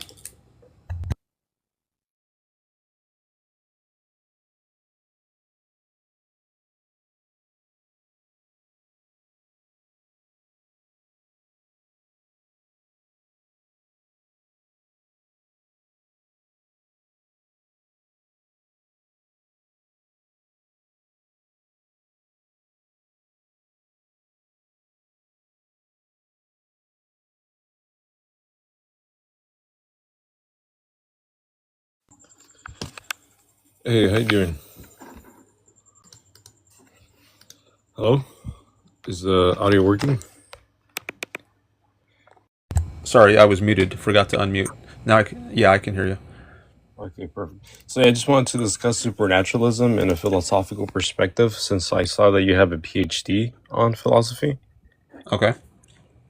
And what I mean is just trying to, I mean, I don't exactly believe in it as well, but I like to interpret it in maybe a new method for trying to understand the strangeness of the metaphysical reality in dreams. And I take that in a way where I think we should extend from the basic values of science and maybe try to continue trying to understand what are these non-physical existences, because we don't fundamentally still understand dreams and why we have to take a lot of our time in life to do such things, and a lot of manifestations of interpretations to day-to-day life tend to outcome from dreams. But I don't think we have yet to really understand why are we able to completely create falsified realities within our brains with our neural capacity. I think those are really strange fundamental things that we have yet to understand, and we should leave supernaturalism a little more space to unfold itself, and we should continue trying to understand it. Otherwise, I feel like it's like some form of science that we're leaving behind because we simply aren't unable to understand it with our current technological abilities. What do you think about that? I don't think dreams are supernatural. What I take supernatural to be is just belief in something beyond the power of reason to know, like belief in a God, or belief in a heaven or a hell. I don't think there's rational basis for believing in those things. So if there's something that you have no sensory evidence for, or that makes no rational sense, yet you believe it anyways, I think you could say that's a belief in the supernatural. So there are things we don't understand, like maybe there's some things about dreams we don't understand, but and maybe we can learn more about dreams through scientific investigation, but I wouldn't say they're supernatural. But if you believe in something like miracles, like God can part the Red Sea, or make a man rise from the dead, I think that's beyond reason, and that's what I would consider supernatural, but not just dreams. Yeah, because I'm looking at the definition. It's just supernatural describes any force, event, or being that exists outside and cannot be explained by the normal laws of nature. So kind of my ideas come from postmodernist ideologies, right? Just even though I'm not fully like a believer of that, but I like to kind of exercise that type of concept. And I still find it like you said. I mean, we could go through the empirical ways of going through scientific evidence, but I believe that we're missing on a lot of maybe metaphysical abilities that we might not even be aware of, and it doesn't have to correlate with religion or any of those things. That I think this is a research that has to be done, uh, maybe right under a lab or something, and that, like it says, the supernatural or events or existence outside that cannot be explained. So uh, it's an interesting concept, because I mean it's something that we're saying we do not have the capacity to understand so far. So I mean, I get that we could say it's maybe just a psychological phenomenon, like schizophrenics who hear voices, but I mean, I know that there's evidence that kind of helped us throughout evolution and consciousness. I don't have that much knowledge on it, but I think that our understanding of I feel like it could interconnect with dimensionalities, or how people are trying to somehow figure out how quantum physics really works, and the aspects of entanglement and right different dimension. No, it is it different dimensions? No, because that's more in the way space and time can function. But I'm talking about parallel universe. Even though I know it's very like not scientifically there out there, but I think we could get somewhere with that. It's the supernatural. It's events that we still don't understand. Okay, I think I want to get back to the chat. I do appreciate your call, but I I think as long as you're following the method of reason, that's fine. And there are many things we don't understand about the world, and but if you insist that something exists, even if you don't have rational evidence for it, like ghosts or a god or a woman turning into a pillar of salt, the kind of miracles you hear about in the Bible, a person coming back from the dead, then I think you could call that a belief in the supernatural. The supernatural means it's like beyond reason in principle. It's not just we don't happen to understand it right now at this point in time, and maybe through later scientific investigation we'll understand it better. But it's believing something now, even if now you don't understand it, which I think requires an act of faith. I mean, there are things you can believe now without understanding them, like maybe you're 3 years old and you see a rainbow in the sky and you don't understand how it comes to be, but you see it. So just because you don't understand something doesn't mean you can't believe in it. But if you have sensory evidence of it, right? But I don't have sensory evidence of ghosts, or that a person rose from the dead, or that someone can walk on water. So I think I would put those sorts of things in a different category than something like a rainbow. But anyways, I wanted to move on to some other topics here, but thanks for the call. Thanks for the follows, the water.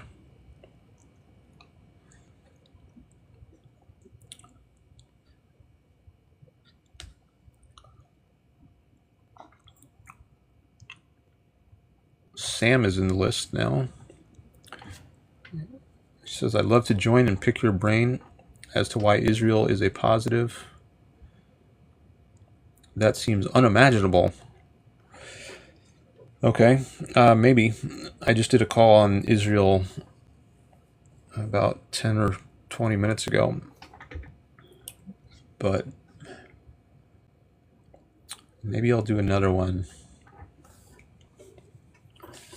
Maybe I should restart the stream, see if that helps more people come by. Usually it helps boost my numbers. If I take like a 5 or 10 minute break,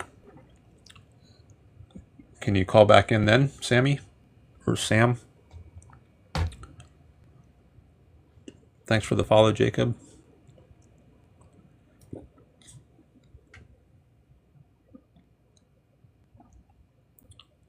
Wave says definitely restart.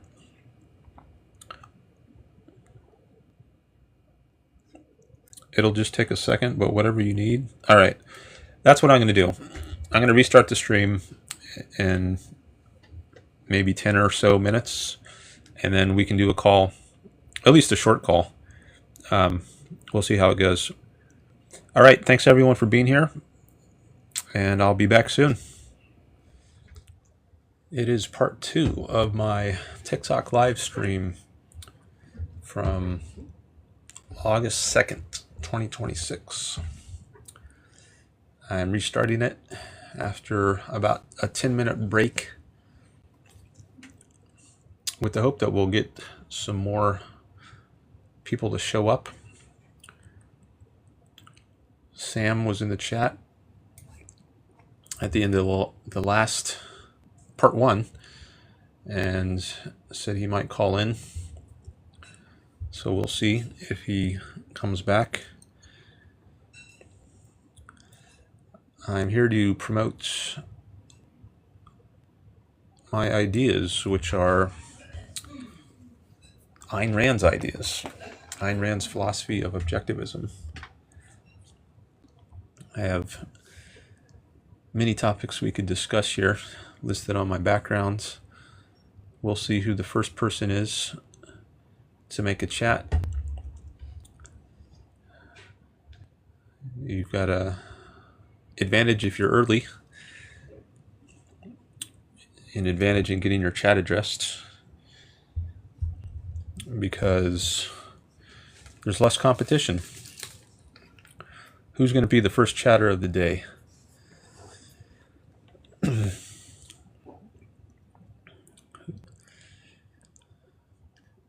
Who's going to be the first? I see some people have joined. Ah, there's our first chatter. Bans. Why is Israel on good? Because it is pro-freedom. All right, now we got somebody dishing out an insult. That's pretty weak. Hopefully Radcap doesn't block me, says Hunter. Are you worried about that? I think I've seen you here before. I don't think Radcap is here at the moment, though. He's one of my mods.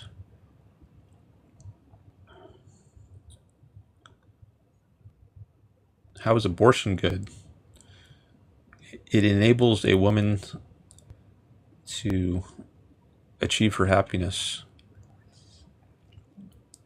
by helping her live a life without children, if that's the kind of life she wants.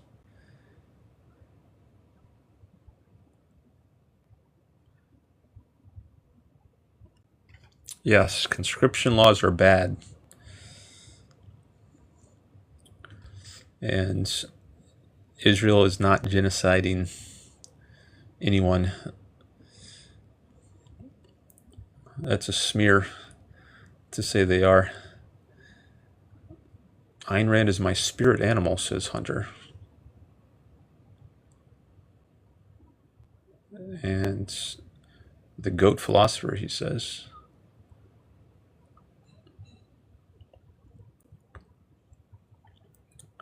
Another insult from Fake.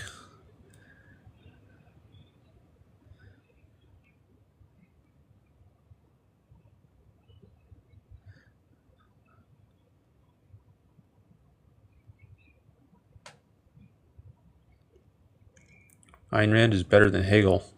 I agree with that.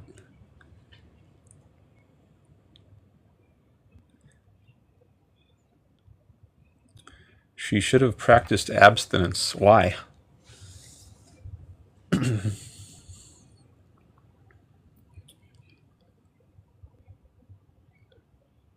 UN declared it a genocide.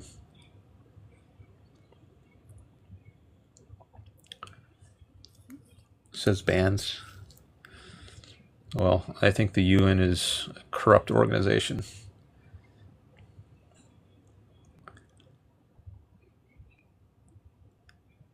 Which has dictatorships among its members.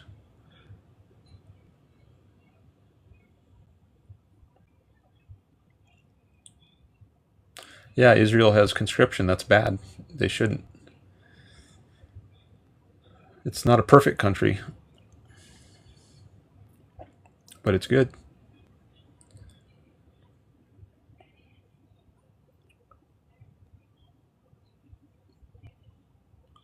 Sam says, got a question about the current split in the Democratic Party and about my grouping.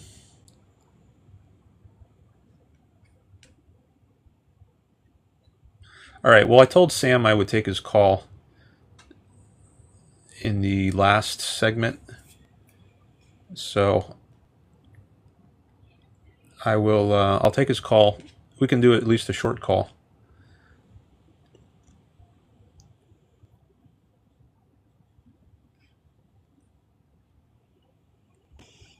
Hello? Hey, Dan, how's it going, brother? Can you hear me? Yes. All right, so what would you like to discuss? So, I mean, I came in asking a question about the USA-Israel thing, but since you said you had a segment on that earlier, I figured I'd ask another question, which I had, which was, so I see on the bad side, you've got leftism, anarchy. I wanted to ask about the grouping of that, whether that was intentional and how those things are I guess put together on the list. But also I wanted to ask, furthermore, there's a pretty big split in the Democratic Party going on right now in the midterms that I also think is going to be pretty prominent within the 2028 race for whoever wants to take the nomination, not just on Israel Palestine, but also on a bunch of other social issues and economic issues. I wondered what your thoughts were on that, and I'm kind of the, I guess for myself, I'm a pretty progressive Democrat. I'm not a democratic socialist, but I'm also not a moderate. And I'm wondering other people's opinions about the substance and about how electable maybe further left candidates can be, and how you think about that split within the Democratic Party right now. And is that mostly online, or is that really taking point on the ground? So that's my question. Well, I think it's concerning that socialists or democratic socialists are becoming more prominent, because I think it's a very bad ideology, socialism, and maybe they've got more prominence now than ever in my lifetime, at least. So I think that's a bad sign.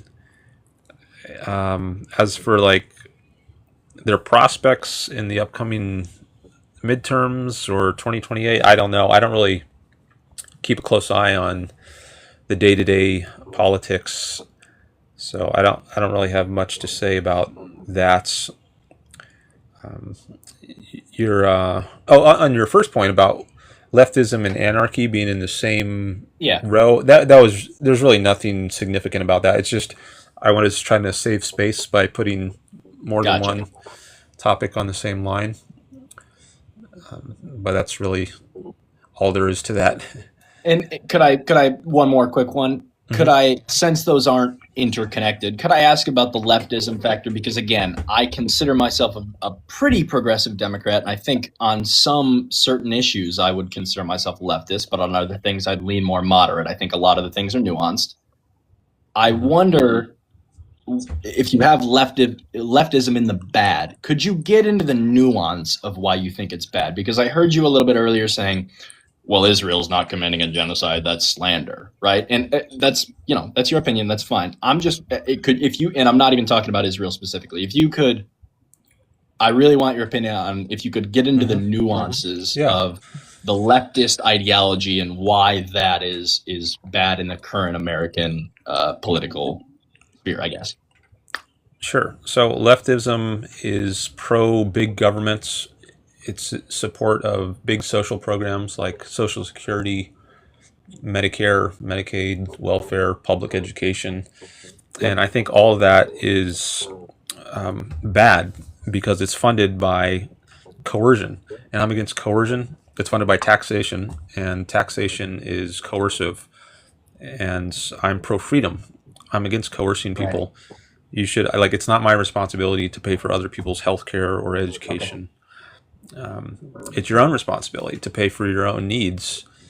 And leftism runs afoul of that. It says, no, it actually is my responsibility to pay for other people's lives, but I reject that. I'm an egoist. I think I live for my own sake. I don't live for the sake of others. And leftism is sort of a coercive altruism. It forces me to live for the sake of others. And I think that's immoral and unjust.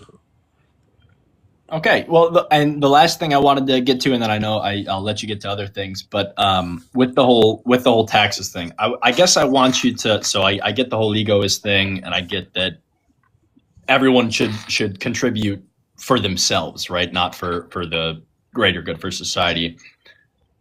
Do you believe that taxes as a whole are bad? As in, like, again, my kind of simplistic argument, I know it's not very nuanced, is like, how do you get to work if the roads aren't paid for? How do you flush the toilet if the water isn't paid for? And I get that's very surface level, but I was wondering how you make that distinction between paying for things that truly you're not benefiting from versus things that literally everyone in society benefits from. Well, I'm happy to pay for things that I benefit from. Like, I benefit from food, and I pay for my food. The same can be true with my healthcare. I benefit from getting healthcare, and I'm willing to pay for it. Or like roads. If I have to pay a toll to use a road, I'm fine with doing that. But I'm not fine with people coercing me to pay for things that I don't want to pay for. But all these things that are going to exist, and I think actually would be much better in a free society than if you have the government running them. But they should be funded by voluntary means, not by coercive means. Right. Okay. And I think that answers all my questions. Thank you very much for having me on, Ben. Sure. Thanks for your call. Yes, sir.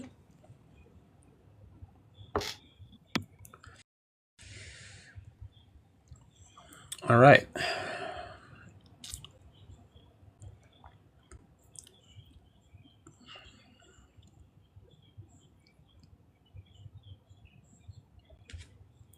I got 4 other people now in the list. What do you all want to talk about?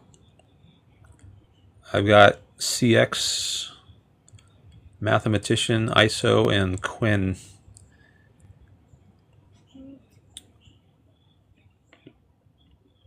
Please like and share the live to help it reach more people.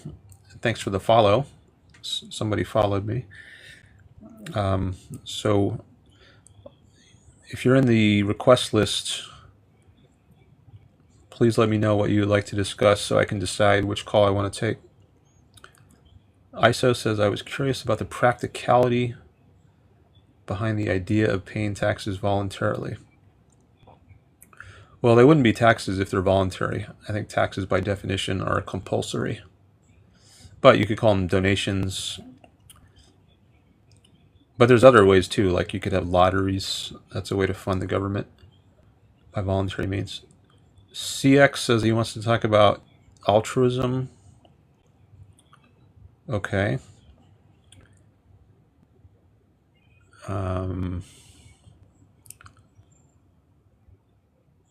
So that leaves Quinn and mathematician. He wants to debate taxes are bad.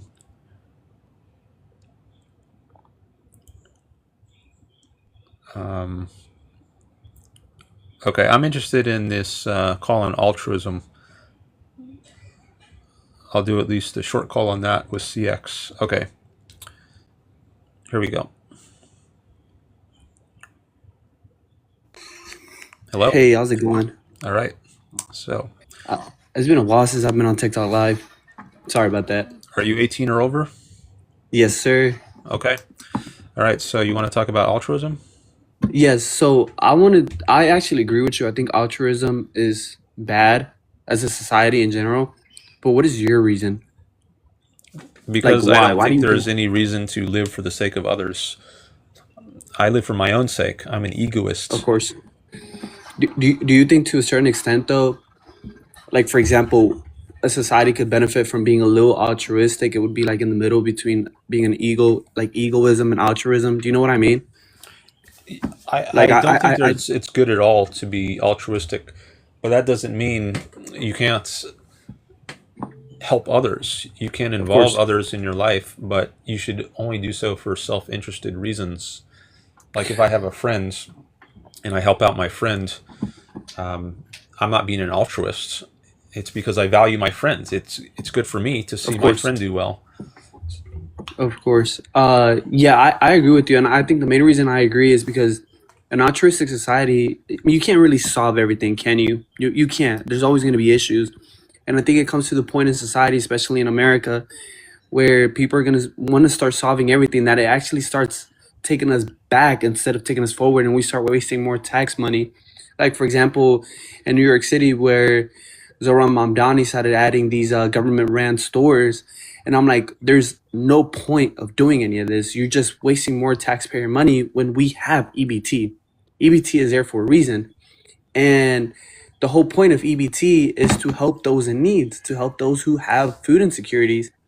And it's just stupid because altruism, especially in a society, and I'm be honest with you, I'm from the US. I serve in the US military. I just came from a deployment.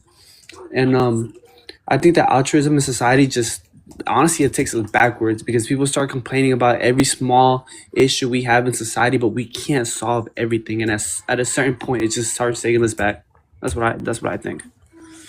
Well, I oppose EBT or any form of welfare because that is coercive. it involves coercing people, taxpayers, to pay for other people's lives, but it is not my duty to pay for anybody else's life. People should be responsible for their own lives. And I think this is. Sorry about that. I didn't interrupt you. Go ahead. yeah, so go ahead. I made my point. No, you're good. The other thing about immigration, so how I honestly I agree with you. Immigration to a certain extent is good, but like for example, and I'm gonna give an example. Like Joe Biden era immigration was terrible for the economy. Do you agree? Like I think we should have immigration, even illegal immigration to a certain extent, but just having the border like free up is not good for the economy or for people.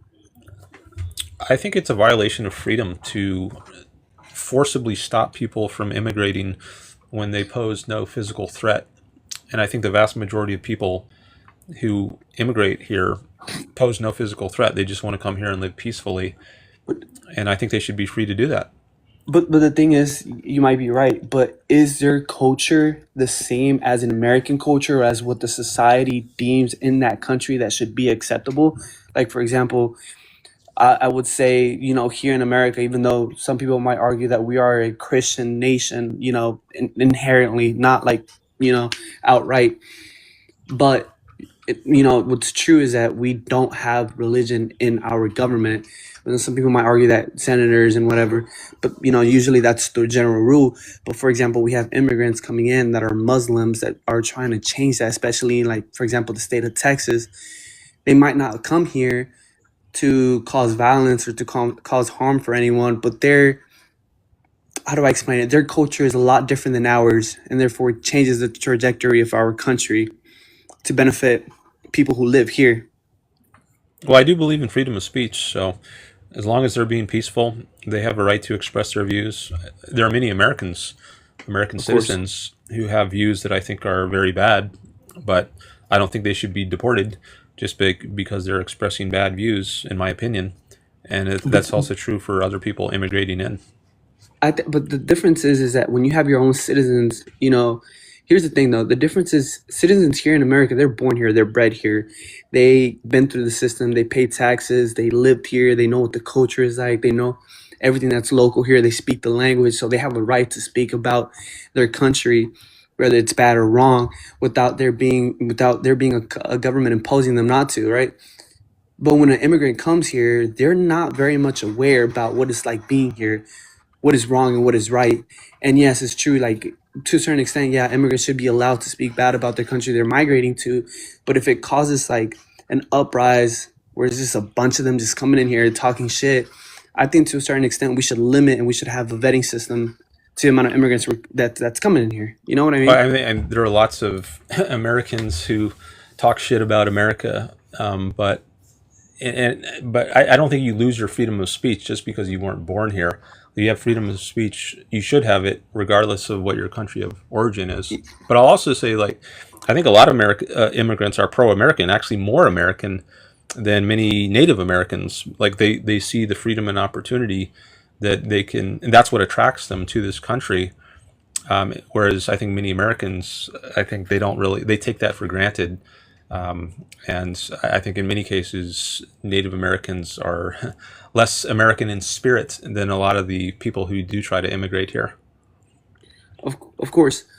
I disagree. Ironically enough, my parents are immigrants. They're not immigrants anymore because I joined the military for that exact reason. And I think a lot of people don't realize this. And I'm gonna be everyone who's watching, they'll know why a lot of Hispanics voted for Trump. I didn't vote. I'm not a Trump supporter all the way through and through. But the reason is already a limited job market out here for people with no social security number.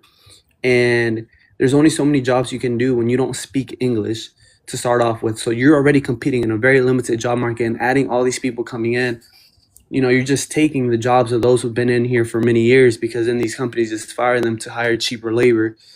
But that's another argument for another day. But that's honestly immigration, and I think immigration in Israel might be the only thing we disagree on. But that's pretty much it. Okay. Well, thanks for your call. I'll say something about the jobs comment you made, but I appreciate you coming up here. So jobs, I don't think you have a right to a job. You have to compete on the free market, and you don't have a special right to be employed just because you were born here.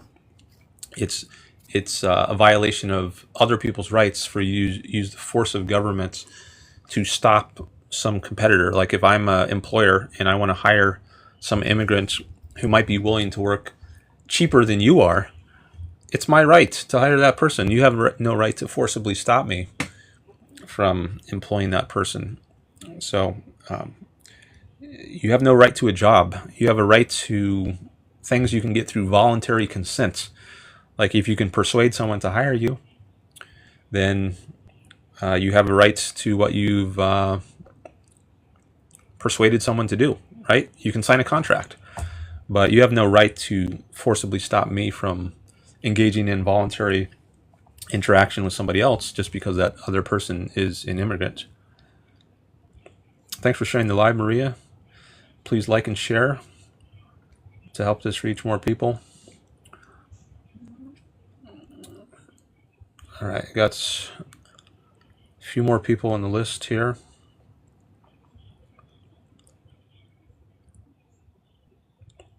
Yo, Dan, you never got back to me about soft determinism. I disagree with soft determinism. I think that's inconsistent with free will. I'm not a compatibilist who thinks free will and determinism are consistent with each other.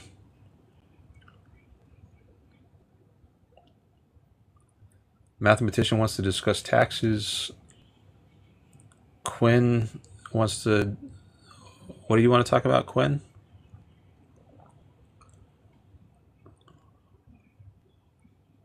The metaphysics argument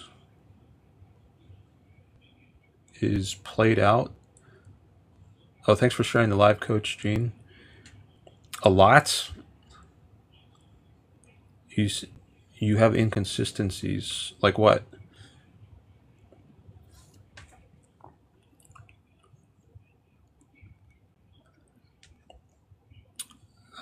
Okay. Israel and taxes. I don't think Israel should have taxes. And I don't think U.S. tax money should be used to support Israel. That doesn't mean I can't say Israel is a basically good country. Mathematician says, I think taxes can be effective and good. Love from Tel Aviv, says Cool Dog. Thanks.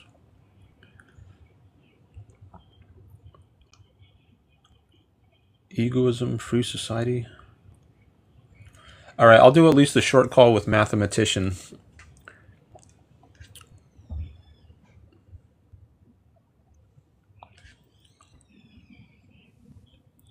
Hello? Hello. Hi. All right, so you want to talk about taxes? Yeah, do you agree that taxation is theft? No, not technically, but it is a violation of rights. Okay, do you think, so why do you think taxation is wrong? Because I think coercion is wrong. It's wrong to Why? coerce people. Because I think freedom is good. No, I think coercion has a place in society. I think we should coerce our society in some ways. Okay.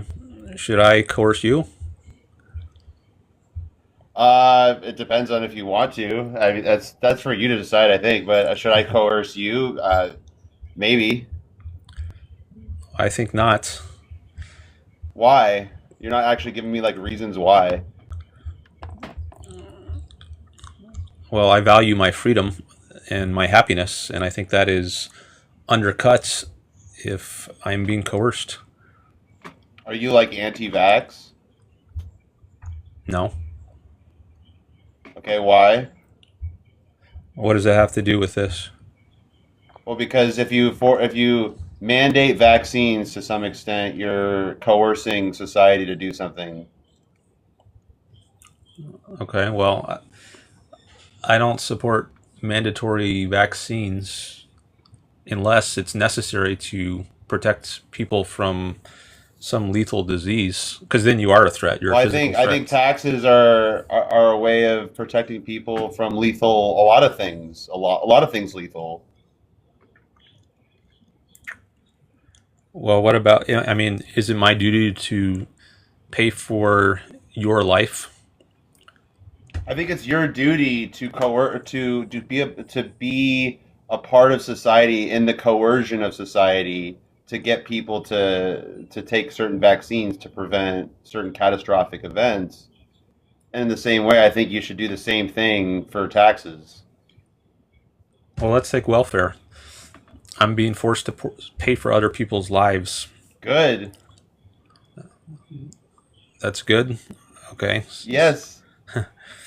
Um, In the same way, I think it's good that you have to take a vaccine in order to participate in society. well, I think that's different. Like if Why is taking a that different? vaccine, if the reason for that is to prevent me from infecting somebody so that I don't get them killed. Well, I want to tax you and I want to regulate you to prevent you from putting chemicals in the water. Well, hold on. Let's stick with the welfare case, which I think is different from the vaccine case. In the vaccine case, if the reason I need to take a vaccine is so that I don't end up getting somebody else killed, because maybe having the vaccine reduces the likelihood that I'm going to transmit some lethal disease, that's a lot different than saying I have to pay for somebody else's life. Do you So think that's a starvation positive. is? That's Do you a think positive starvation thing. is lethal? Paying for someone's life is providing them with a positive. It's not withholding a negative. The vaccine Do you think prevents me. starvation is lethal? It can kill, yeah. Yeah. Okay. So earlier you said viruses can also kill, and so Yeah. we should coerce people to take vaccines to prevent catastrophic events from people from dying. In the same way, I think we should prevent people from starving to death. Well, whose fault is it if someone starves? It's not my fault. Whose fault is it if they don't take the vaccine? Well, maybe it's my fault if It's I our fault, refuse. right? Because we didn't coerce them enough. We need to coerce them to take the vaccine. It's our fault if we don't coerce them. But if someone else starves, it's how is that my fault? Because you didn't coerce the right people to fund their food. I think I believe in personal responsibility. People need to provide for Well, their own then food. why are you then why aren't you anti-vax? I feel like that's super inconsistent. In some cases, maybe I would be pro mandatory vaccines, but that doesn't mean I Okay, am well, in pro some cases, I coercion. think you should be. In some cases, I think you should be pro feeding starving people. But I think that's conflating a positive and a negative. Withholding a negative is not the same as, preventing a negative is not the same thing as If I forcing someone to force provide you a to take, positive. no, if you force someone to give a vaccine, what do you think what that is? I'm not providing someone with some positive good. I'm just refraining You're from literally inflicting. forcing someone. I'm refraining from inflicting a negative. But welfare is forcing someone to No, you're provide giving a them a positive vaccine. good, You're putting a product into their body. You're so literally that I don't forcing. end up doing harm to someone. But withholding a Right, and positive is so not the same as doing I harm. tax you so that we don't harm starving people. All right. Thanks for your call. Appreciate it. Um, I was trying to make the point about the difference between being forced to provide something positive and being forced not to inflict some negative on someone. And I guess that point wasn't getting through for whatever reason, but it was also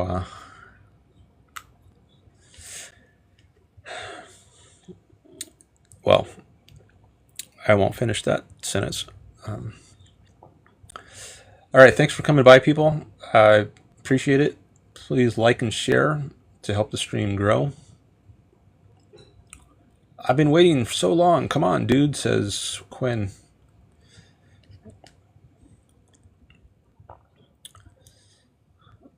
All right, we can do a short call if you're civil. You agree to be civil?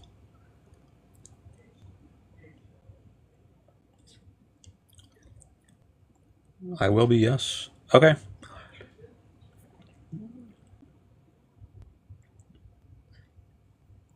Hello? Hello. All right. What would you like to discuss? I think in general, like, your opinions are kind of held back by, like, your desire to have, like, some kind of ethical pride. I think you're not really, like, acknowledging the reality that we're in right now. Overpopulation is a huge issue, and our society's on the brink of collapse. Like, if society were to actually collapse, you and I would be toast. Like, we're just two, like, random white dudes. Like, you know what I mean? I don't know if you're in the same boat. I'm not like a stellar athlete. I'm not that trained with weapons. If society were to fall, we would be toast. Like, that's the thing.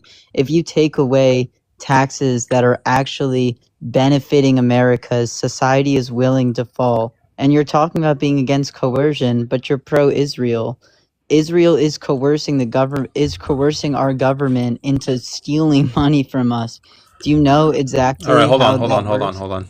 First of all, are you 18 or over? I'm 19, yes. Okay. So you've raised Israel, coercion, taxes. How about we pick one of these and focus on just one point at a time? I So think it's in what do you want to focus on? I think in general, you're anti-taxes, but also not wanting to like your whole like anti-taxes to the extreme of like genuinely risking losing your lifestyle is like what I'd mainly like to focus on. All right. Well, I think my lifestyle would be much better without taxes. I think most people's life, everyone's, would be better without taxes because it's freedom. What I'm for is freedom, and taxes are anti-freedom. So you're for freedom through and through. That's the number one principle. Well, no, it's not the deepest principle. Like my self-interest or egoism, that's a deeper principle. But I think Yeah, freedom serves exactly. It's a that. balance. Freedom serves that purpose. It's in my interest to be free. But you're not actually free. You choose to participate in society. Why does The that same make way I me not do. free? Because you're making certain sacrifices, you're choosing to allow one group of people and lineages of people from times past who have decided upon laws to restrict what you can do because they deem it as ethical. Living in society is not living free, and to say you're free within society is foolish. Neither of us could take the leap to actually be free. That's the truth of it. You aren't some free-minded, open-minded dude living in society. No one is. You only are if you live on the outside of it. So I don't know why you would like build your ethical principles off of striving for freedom within society. You won't have freedoms. You can maximize the amount of freedoms you have, but if you're choosing to live in society, you might as well have services paid for. And the truth of it is with income tax brackets, you're not going to be paying the majority of taxes, dude. I assume you're not like a multimillionaire. Like, no diss, but we're both on TikTok here. I'm not like... Do you think I have a moral right to live for my own sake? I do. I don't think anyone really has a moral right to do anything. I think we're all creatures. No one has a moral right to do anything. Wow, I think that that's quite a claim. if you're looking at it through like an altruistic lens, which it seems you're against, yes, I think people have a right to do things, but a right to do things is based on other people fighting to maintain it, which is altruistic. So do you believe people have a right to do things? Yeah, as long as they're not Then that's altruistic. coercing others. I don't think it's altruism. Maybe you have a different definition of what altruism is. It's making sacrifices to maintain certain rights, which that's what we have. But I don't think you have the right to live free, in that open definition of the word. If you're gonna inflict on somebody else's rights in your pursuit of living free, then the whole term of like what human rights are becomes kind of muddied, right? Because then it's like they're conflicting. That's what I say when I believe, like, I don't really think they're predetermined human rights. It's like agreed upon sacrifices. And you seem to not have an idea about like what you think is human rights because you value like your freedom over everything, and you're denying other human rights, like other people's right to eat food. Which I think is honestly more important than your right to feel free within society. Sounds like a smear to me. A smear? Yeah. I think it's a set of opinions. Well, I think it's a smear to say I'm denying other people's rights to eat food. They can eat food if they earn it. Yeah, but we all know that not everyone gets like born with the It's not my like the duty same to provide child. them with food, though. It's not your job to provide them with food. It's not their Yeah. job to provide you with freedom. It's not anyone's job to provide you with It's freedom. their job to respect my freedom, just It's as I not respect their actually. freedom. If you don't respect their way to live and get food, then they don't have to respect your right to freedom. Why does it go Do you think to it's my you and duty not to to pay them? for other people's lives? No, I don't think it's their duty to respect your freedom. It's nobody's duty to do anything for anyone. That's what I'm saying. And you don't have that You don't believe in consistency. freedom? I don't believe in freedom. I never said that. I said it's not their job to respect your freedom in the same way it's not your Well, job. what does to that pay- mean? Like, if you don't think it's anyone's job to I'm not respect even freedom, saying this is then my do you opinion. I'm really pointing respect out freedom? your inconsistency. I'm not saying this is my opinion. Do you hear me? I'm pointing out your Well, let me ask inconsistency. you, do you believe in freedom? Do I believe in freedom? I believe it's nice to have, and I believe people should work to maintain other people's freedoms. But you're choosing to engage in society. That's choosing to pay taxes. You don't have to live in society. You can be free, is what I'm saying. And you being asked to pay taxes while receiving the benefits from the taxes Hold on, is not going against your freedom. And the Wait, hold on, wait. Let's slow down. So, did you say you believe in freedom? It's nice to have something like that? I believe in free. Like, what do you mean believe in freedom? Like, that's such a vague term. Do you Do I think it's believe it good? exists? Yes, I think freedom is good. Okay. Well, do you think taxes are consistent with freedom? No, because I don't think society is consistent with freedom. All right. So then, you think you think taxes are good? I don't think. I think taxes are necessary for society. Yes. But they're not good? I think that would be an argument of whether society is good. I think society is probably a better alternative to free society. But I think that in terms of like benefiting society, I think taxes are good. Yes. Okay. Well, if you think taxes are inconsistent with freedom, and you think freedom is good, but you also think we should have taxes, then maybe there's an inconsistency in your view. No, there's not, because like I told you, freedom is achievable, and it is not in line with society. If you choose to live in society, you are choosing to relinquish that freedom, which is why obviously taxes are not pro-freedom, because they're a part of society. That's a very consistent view that I'm lining up. Well, I'm not saying you have to do that. That's my opinion. You asked me a question, I'm explaining it. You're breaking it down incorrectly, I'm correcting you. That's what I believe. I'm not saying you have to think that. Okay, well, I think your analysis is incorrect. How is it incorrect? I don't think that because, well, if you were saying that because someone chooses to live in a society with taxes, therefore taxes are somehow not anti-freedom. Is that what you were saying? No, taxes are anti-freedom in the same way society is anti-freedom. It's not. Okay, well, let's. I don't think society is anti-freedom. Maybe we should define this term freedom. I don't know. That's coming up a lot, and I think we might have different understandings of it. The freedom is the ability to do what you desire to do. It's the ability to live unrestricted, right? To move unrestricted, to act unrestricted. But in society, we have these things called laws. There are a list of things you're not allowed to do, so we can have peace in a lot of senses. And so if people there's a law against robbery, is that anti-freedom, that law? Because it restricts... By the technical definition of freedom, yes. You do not have the freedom to rob someone because it keeps people safe. Well, I think that's a misunderstanding of what freedom is. That is not a misunderstanding of what freedom is. It's just the the correct use of the definition. So to really respect freedom, we should allow robbery. That's not what I said. You can't respect freedom in a society. I keep saying that, and you're not like, there is no respecting freedom. That's the point I'm making. There are you can respect freedom to the maximum extent you can within a society, but there's no freedom within society. That's what I've been arguing the whole time. Okay. Yeah. Well, I guess I'm not persuaded yet. Okay, so if you have this law, right? I'm not arguing that the law is bad.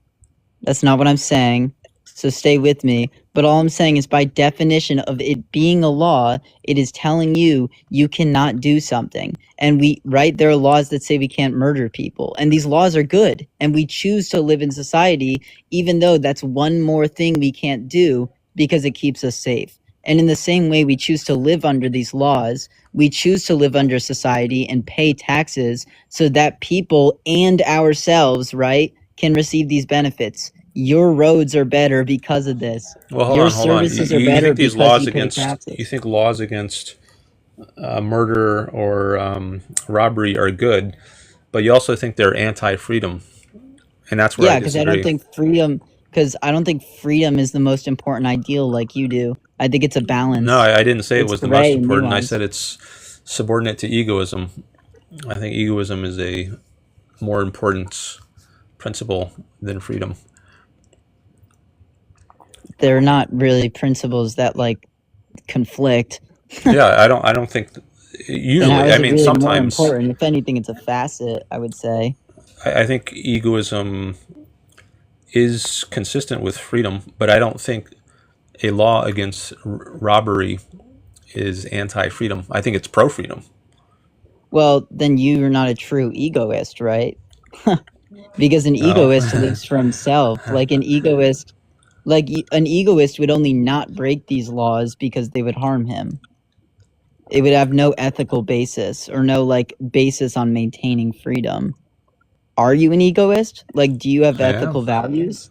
Yeah, You have and ethical values? I do, and it's I And don't are think they it's all in my interest about? to rob people, Yeah, I know and it exactly. is in my interest for there to be a law that prevents robbery, that enables freedom.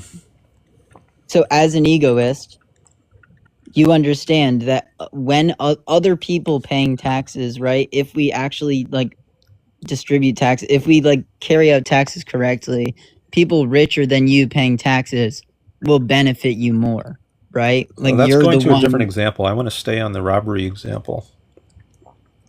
Okay, yes, I 'Cause get we you have don't different commit view. robbery. I just don't understand how this has anything to do with the fact that taxes are limiting of freedom, but it doesn't make them bad. Like, I think that's what you were going with, that you were saying taxes were bad because they limit freedom. And I'm saying that there's plenty of things that limit freedom that are not bad, like laws. Well, I'm saying And you laws don't like seem to a law get that against robbery connection. is not Is a limiting good freedom. thing. Yeah, I agree it's And good, it but it's is not. limiting freedom. No, I don't think it is.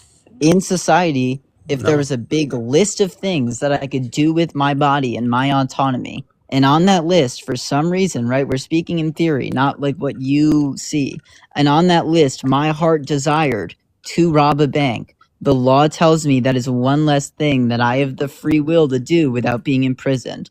That's a good thing, but it's also not promoting freedom. No, That's I think the it good is. thing. It is promoting freedom. Really, it's promoting freedom. That's one less thing you can do. And You it's don't have a very open mind to what you could actually do with all your right. body. Thanks for your call.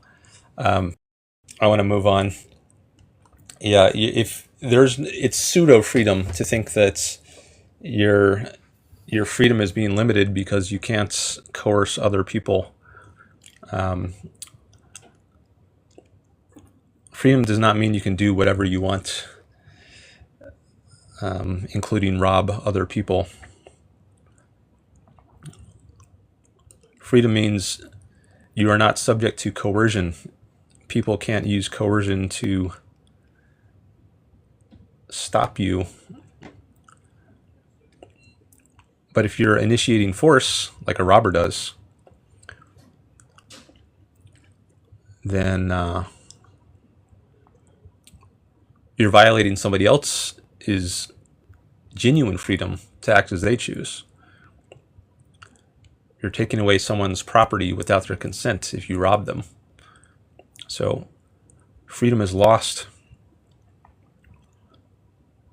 if you allow robbery.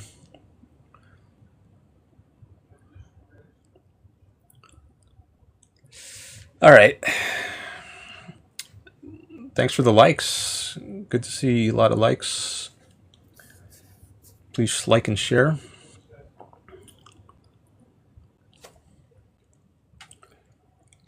To help the stream grow.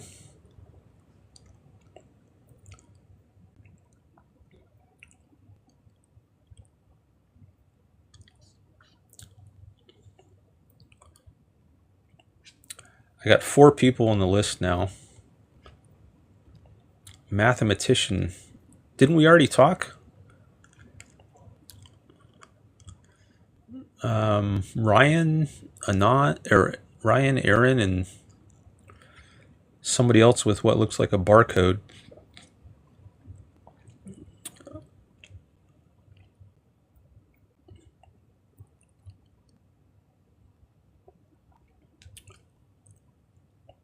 All right, what do you want to talk about, Ryan? Barcode, Aaron.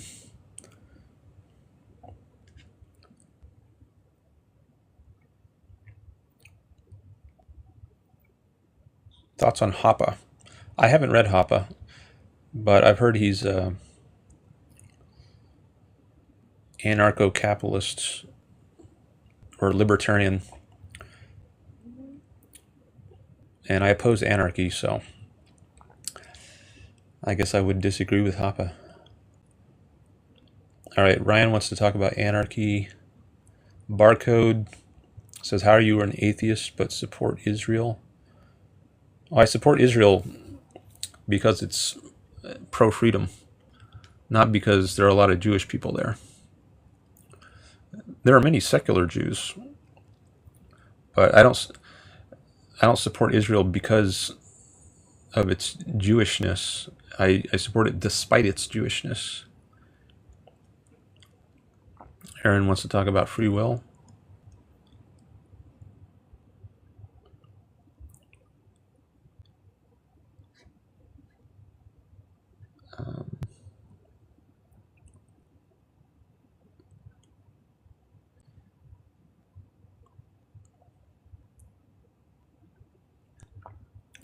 How is Israel pro-freedom? You have freedom of speech, freedom of religion, equal rights for women, equal rights for gays.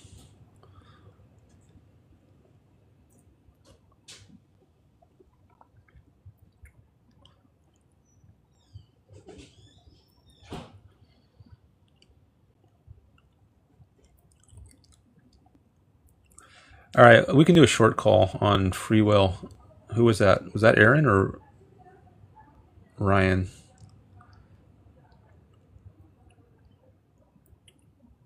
Who was the one? Oh, free will. Yeah, that was Aaron. All right, we can do at least a short call on that.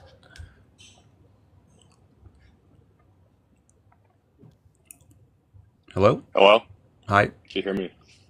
Hi, Yep. Dr. Norton. How are you doing? All right. What's up? You want to talk about free will? Yeah, I was just wondering, how can you reconcile both your opinions on free will and atheism? Also, what do you mean that free will is good? Like, are you implying that free will exists, or are you implying that if free will does exist, it would be good? I'm just not sure I what you just mean mean by it good or bad. exists. Yeah, I was trying to keep the categories simple. Like I could have had good and true, or good or true as the label, but Yeah, I really just mean it exists. It's real. okay. So, I guess my question for you is, how can you believe that free will exists while also being an atheist, which you take to be true? I don't see the inconsistency. What's the tension between those?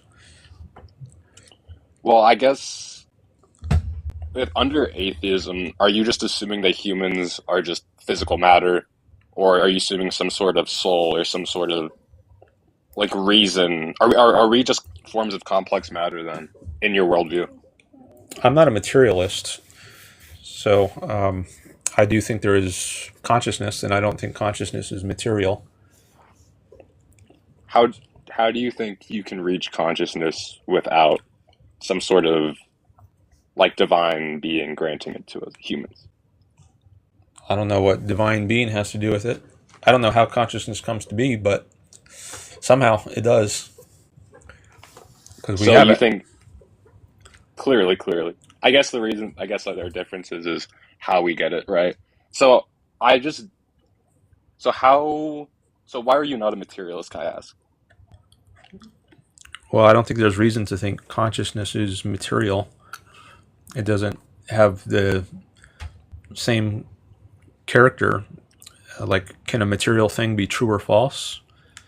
That doesn't seem to make sense. But mental things, like my beliefs, they can be either true or false. So it seems like mental things have different properties than material things. So I don't think they're the same sort of thing. Okay. I was just curious. Is it okay if we switch? I'm sorry that I said I really originally want to talk about free will and anything, but can we switch to the abortion one? Is that Yeah, we fine? can do at least a quick on that. Yeah, of course. So your stance on abortion, that it's good or true, or how would you define your stance on abortion? Yeah, I think it's good and should be legal. It's good that women have access to it, and because it helps them live happier lives if they choose a life without children. Hmm. Abortion helps make that life possible. Do you believe on any restrictions on abortion? So up until whatever month, would you eventually say that it's not appropriate? No, anytime before birth, I think it should be legal. Even 9 months Hmm. and partial birth, That baby's on its one is way out. kind of a borderline case, but So I don't have a what's then super strong view on that. so then is the reason that you no longer accept, let's just say, killing this living thing, it's just because, like, why do you say that after birth it's no longer okay? Because at that point, it's a human being with rights. Okay, so the difference between the fetus in womb 2 hours before birth and after birth is just simply like geography, right? Because like the development, generally speaking, hasn't changed at all. So in your opinion, it has to be outside the womb Yeah, completely. Like it's just determined by geography. maybe you could put it that way. It's not an entity. It's a part of an entity while it's still inside of the woman. And only human beings, which are a type of entity, have rights. Parts of entities don't have rights. So geography matters. So okay, so just to be clear, you're fine just killing those babies or whatever we want to call them Fetuses, the day before they're born, embryos. right? Oh, not embryos, fetuses after a certain stage of development. I mean, I'm not happy about it, but I think it should be legal. Okay, and what's the difference then between? So the only difference that you take into consideration is just geography of the baby, because so the moral worth is if it's is it because it's connected to the woman, or is it because it's just outside of the woman? Like, how can you? Because even babies don't like within those 2 days have almost no mental physical differences, right? So if it's just solely off geography for you then in this worldview. It's not development at all. Well, it has. I mean, development has something to do with it. Like, you have to develop into a human being. You can't develop into a dolphin or a dog and have rights. Um, it's interesting. Like, I don't know if often these discussions of an abortion, they focus on these very late cases. I wonder if it's better to talk about earlier cases, which is actually where most abortions happen. Like, the vast majority happen in the first Because it's trimester. illegal to kill babies about 9 months into pregnancy. Like, the And vast most people, majority happen even in. people far on the left would acknowledge that that's borderline infanticide. Well, I think there's a bright line difference. But I'm curious to hear some about your view. Like, are you against abortion at any points during pregnancy, no matter how early? Yeah, Okay, so from the moment of birth. Um, moment so of conception. when it's a clump of cells, you want to you think that it's murder to kill a clump of cells because it's you think it's a human being. Is that correct? Well, like how it depends how you're. What do you mean clump of cells? Because like all humans, all animals are clumps of cells. Just what you count as a clump. It's like, do you count? Are you just asking like from conception, like just while it's in its So, earliest stages? do you think it's a, excuse me? Do you think it's Get a some human water. being from the moment of conception? Yeah. Okay. Do you think in now I would call it a zygote. I wouldn't call it a human being. You can call it whatever you want, but Well, I think it matters what you like call it.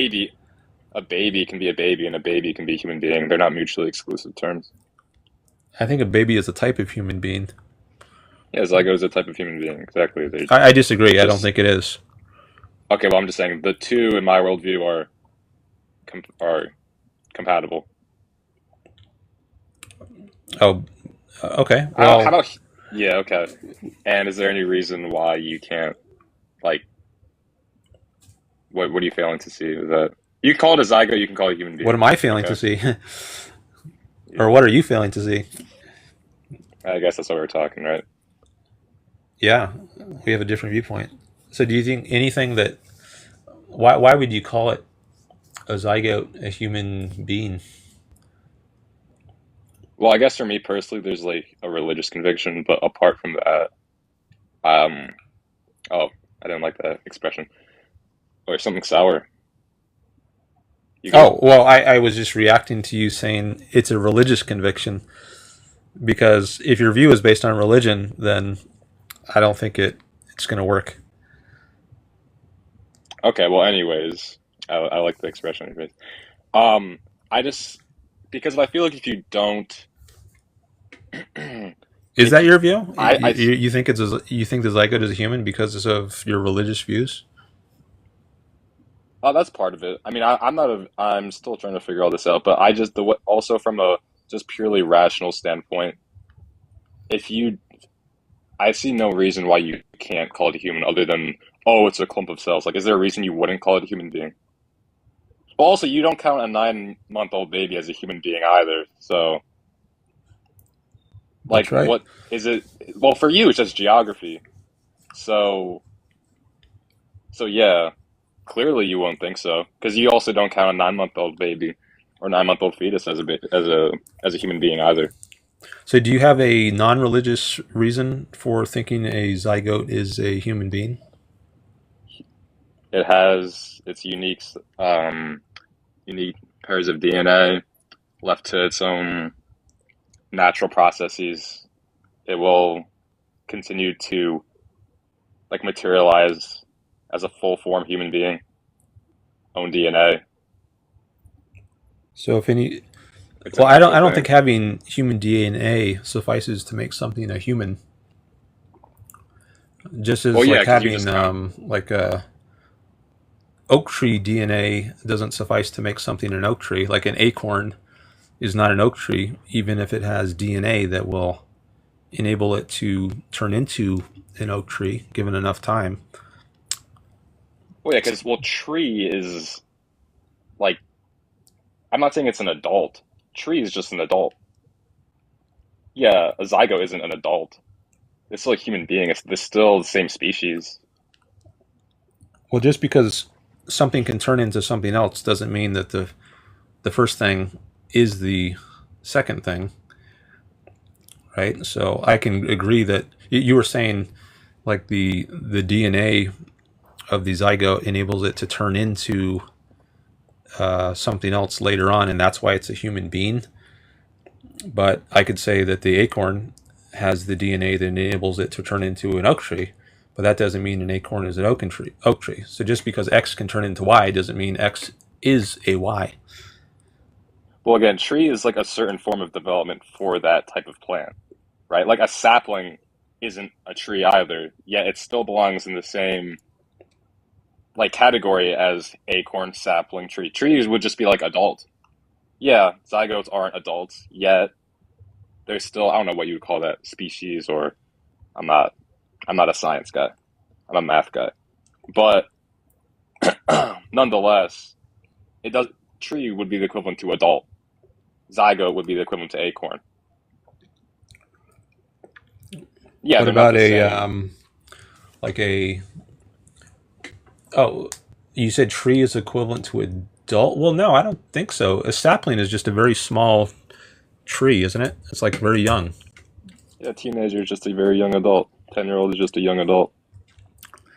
Zygotes or a acorn is not a very young tree. A sapling is, I think. I'm I looking also up. don't really know the Sapling is a science young tree, behind. according to AI. But I Oh, would by not the way, say a acorn is a young tree, a very young tree. I would say it's not at all a tree. is a baby a young adult? No, but it's a young human. Yeah, there you go. I don't know what you would call what the equivalent. I count tree is to adult, what sapling is to teenager, baby or zygote, whatever, is to acorn. I don't know, because you could just call it some sort of human, would be the general encapsulating term that includes baby, teenager, adult. I'm not sure what we could call something that includes tree, sapling, and acorn. Just call it oak, right? An oak plant. So yeah, acorn isn't part of that oak plant. Also, I'm not really sure on the science of asexual reproduction of oak trees and oak saplings, because they're not, they don't procreate with two separate forms of DNA, at least as far as I know. So I feel like this is a false equivalence that we can draw, and it just doesn't really serve much of a purpose. Or maybe it does, but I don't know much about it. I'm taking some notes here to help me You're keep good. track. So I asked you at one point why do you think a zygote is a human being, and you said it's because it has DNA that enables it to grow into. Left to its natural processes, it will develop into a full-grown human being. Okay. That's why I don't count sperm as human beings. But I'm wondering if that's begging the question, because you're using the term human being in the process of describing why you think something is a human being. Like if a zygote is a human being because it eventually develops into an adult human being, but I want to know, what is a human being? What makes something a human being to you? So that has to be defined without appealing to the term human being, or otherwise it's circular. So how would you define a human being in a non-circular way? That is, in terms that don't include the term human being. Yeah, I mean, I guess that's always something hard to. I mean, people have been trying to do that for hundreds of years, so I'll be able to define it perfectly here. But I just see human beings as someone, or I guess Homo sapiens, right? Who possess. I guess it would just be. Yeah, because Homo sapiens and human beings aren't necessarily the same thing. How would you define human being? Some type of entity. I can say at least that much. Well, I like Aristotle's definition, the rational animal. But I think it's one necessary condition of being a human being is being an entity or an individual. So whatever other characteristics have to go into defining it, I think at least one characteristic of a human being is that it is an individual. And That does not apply to a fetus. It's not individuated from the mother. It's growing on the inside of a mother. So it's not a type of individual. Not a type of individual with its own set of unique DNA, own brain, own hands, own Right. feet, own It's thoughts. it's it's not individuated from the mother. It's growing on the inside of her. That's a part. It's a part of the mother with its own set of. So the mom has 2 hearts, 2 brains, 4 hands. That's what you'd say then? In a sense. There's 4 hands that are part of the mother's body, but the fetus is not its own entity while it's growing on the inside of her. And, sir, I'm just trying to stay consistent because you're just also completely fine with the idea of. Also, why do you count individuality as something that makes something a human being? I think that's Because just is it the purely off of physical dependency? Because even old people, very old people, or not necessarily old people, people in comas, even young babies are fully, I guess, socially and sometimes even physically dependent upon their parents for care. Or those no longer individuals then? No longer, they're individuals, yeah. Would you say that those people are humans as well, human beings? yeah, they're their own entities. They're things out in the world. So they have to just be entities that take up space outside of the world. Yeah, not on the inside of somebody else. And why is that? I think that's just the nature of the concept of a human. Like when we form the concept human, I think it's by reference to things like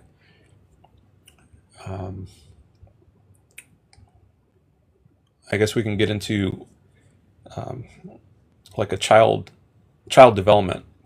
If I'm teaching a child what a human is, I will point to certain things in the world, and the child sees a similarity among Mm-hmm.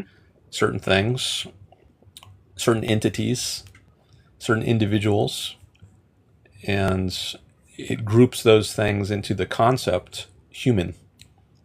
And if you want to teach a child what a dog is, you point to a bunch of individual dogs, and then the child observes a similarity among those individuals, and then forms the concept of a dog. So I think it's just part of the process by which we form the concept human, that it refers to some individual thing in the world. So if you then try to apply that to something on the inside of the mother, it doesn't seem to fit that pattern. It will become an individual thing in the world once it's born, but until that point, it doesn't fit the pattern of how we form the concept human. Okay, so I know you're not a religious dude. If I just use the example of what was it? Jonah from the Bible, right? Who supposedly got eaten by the whale. Now, not like you don't have to believe that story was true or not, just to understand basically the situation that we're in. Would you Yeah. then just call Jonah then not a human being? No, I would say it is a human who is temporarily inside of a whale. Whoa! That sounds a lot like something else, you know? A human being temporarily inside of someone else that will leave left to his own natural occurrences or processes. How is Jonah's situation in your worldview any different than a zygote or a 9-month-old? Jonah has been outside of the whale. Jonah has not spent its entire existence on the inside of the whale, so it's not it was having part of its nature in the way having that your own having your so once you're a human being, it can't be taken away. Then is what you're saying. So you have you to can have. die. I guess that's true. Yeah. So you have to. So but for you, it's just purely geography, right? Because the Jonah inside of the whale versus Jonah outside of the whale is really, other than like he's obviously limited by what he can do, is no different than the fetus inside the womb one day before birth and then 5 minutes post birth. There's no physical difference done to the individual. It's just simply location. Because your entire worldview is just based on the geography of this individual. I don't think you doubt that a fetus, 9 month old, is an individual. Your problem is its location. So how can you say a fetus isn't a fetus? The individual is not human, while Jonah inside the whale is a human.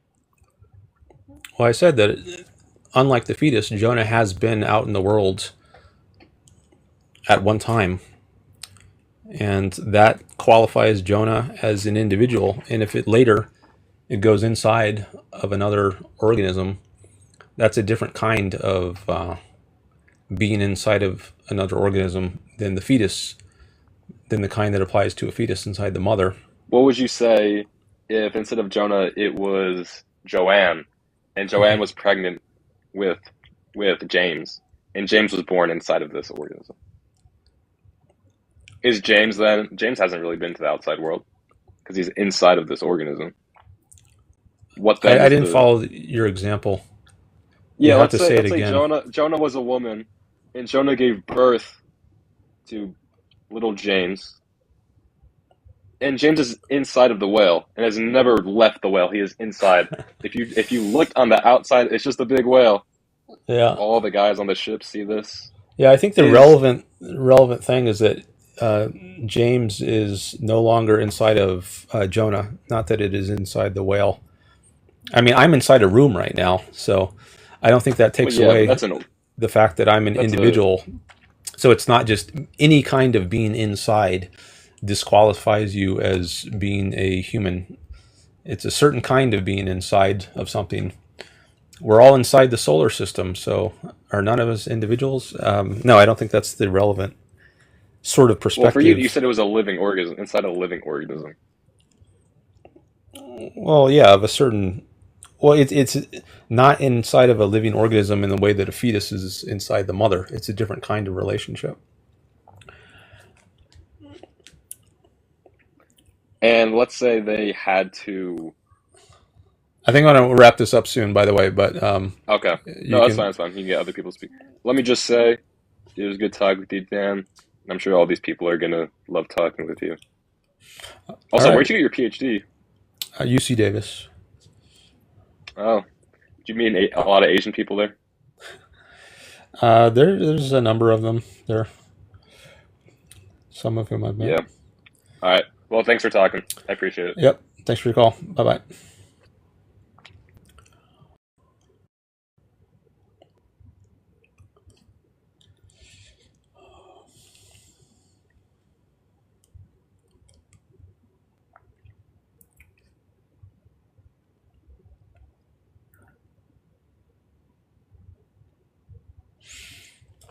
All right.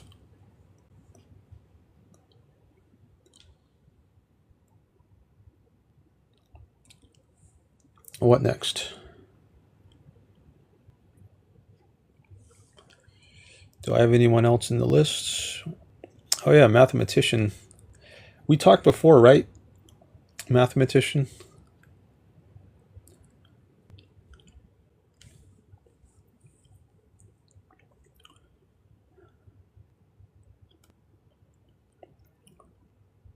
Didn't you already call in once?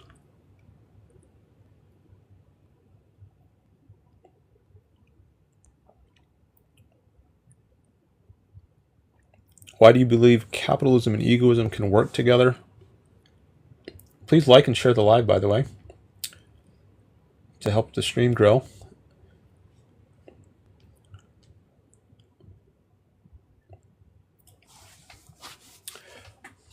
While capitalism enables you to pursue your self-interest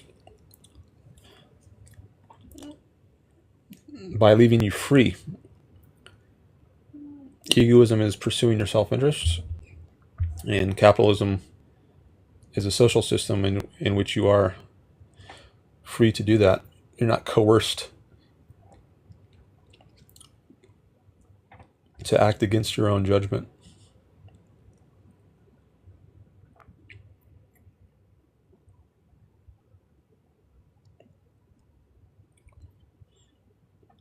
If it were to deny others of self-interests, wouldn't it be contradictory?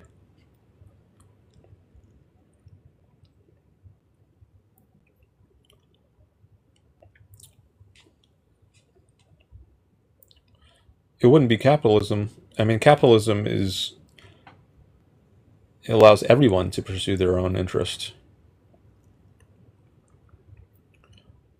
Everyone's freedom is respected under capitalism.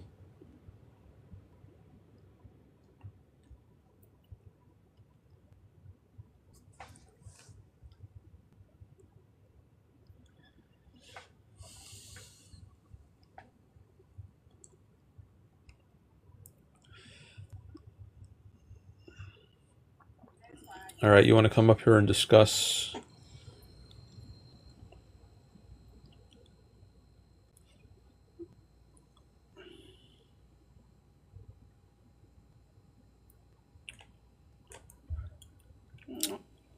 I might have to end the stream soon because I have some other stuff I need to do.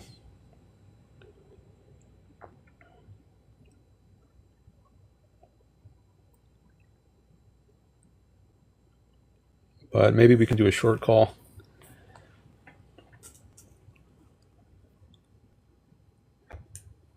How about we can do at least a short call, Salad. Maybe this will probably be the last call of the day.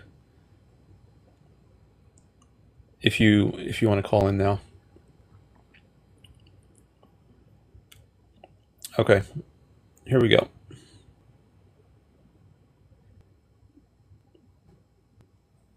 Hello? Hello. Good afternoon. Good afternoon. Thank you I'm honored for being the last call for the day today. But what I wanted to discuss is your view on capitalism and egoism. I believe those two are contradictory to an extent. Why do And you why is that? go a little bit? I believe that capitalism inherently from your definition of freedom before, because I was listening in, and when you had defined freedom, you said it was the ability to. Well, could you restate your what you think freedom is? The absence of coercion. Okay, great. I believe capitalism inherently has a system of coercion that allows it to function as the way it does. The reason I believe this is, well, I'm going to be going into a lot of Marxist theory. Have you read Marx? A little bit. I don't want to hear like a long lecture on Marxism, though. Try to make it very brief. Yeah, yeah. So the reason I kind of believe it's a system of coercion is kind of this is something that Marxism lightly touched on. I believe I don't know if it lightly touched on it, but that's not the point. Is that inherently the theory of surplus kind of points out how inherently everything is controlled by okay, crap, I'm stuttering my words, but okay, I'll use modern capitalism as an example. The top one kind of coerce I would say coerce the very rest into the systems we have today. For example, capitalism historically has coerced societies into industrializing for its own capital gain, and that would be coercion. Thus, it would be against egoism. Do you think if you are alone on an island, you are being coerced? No.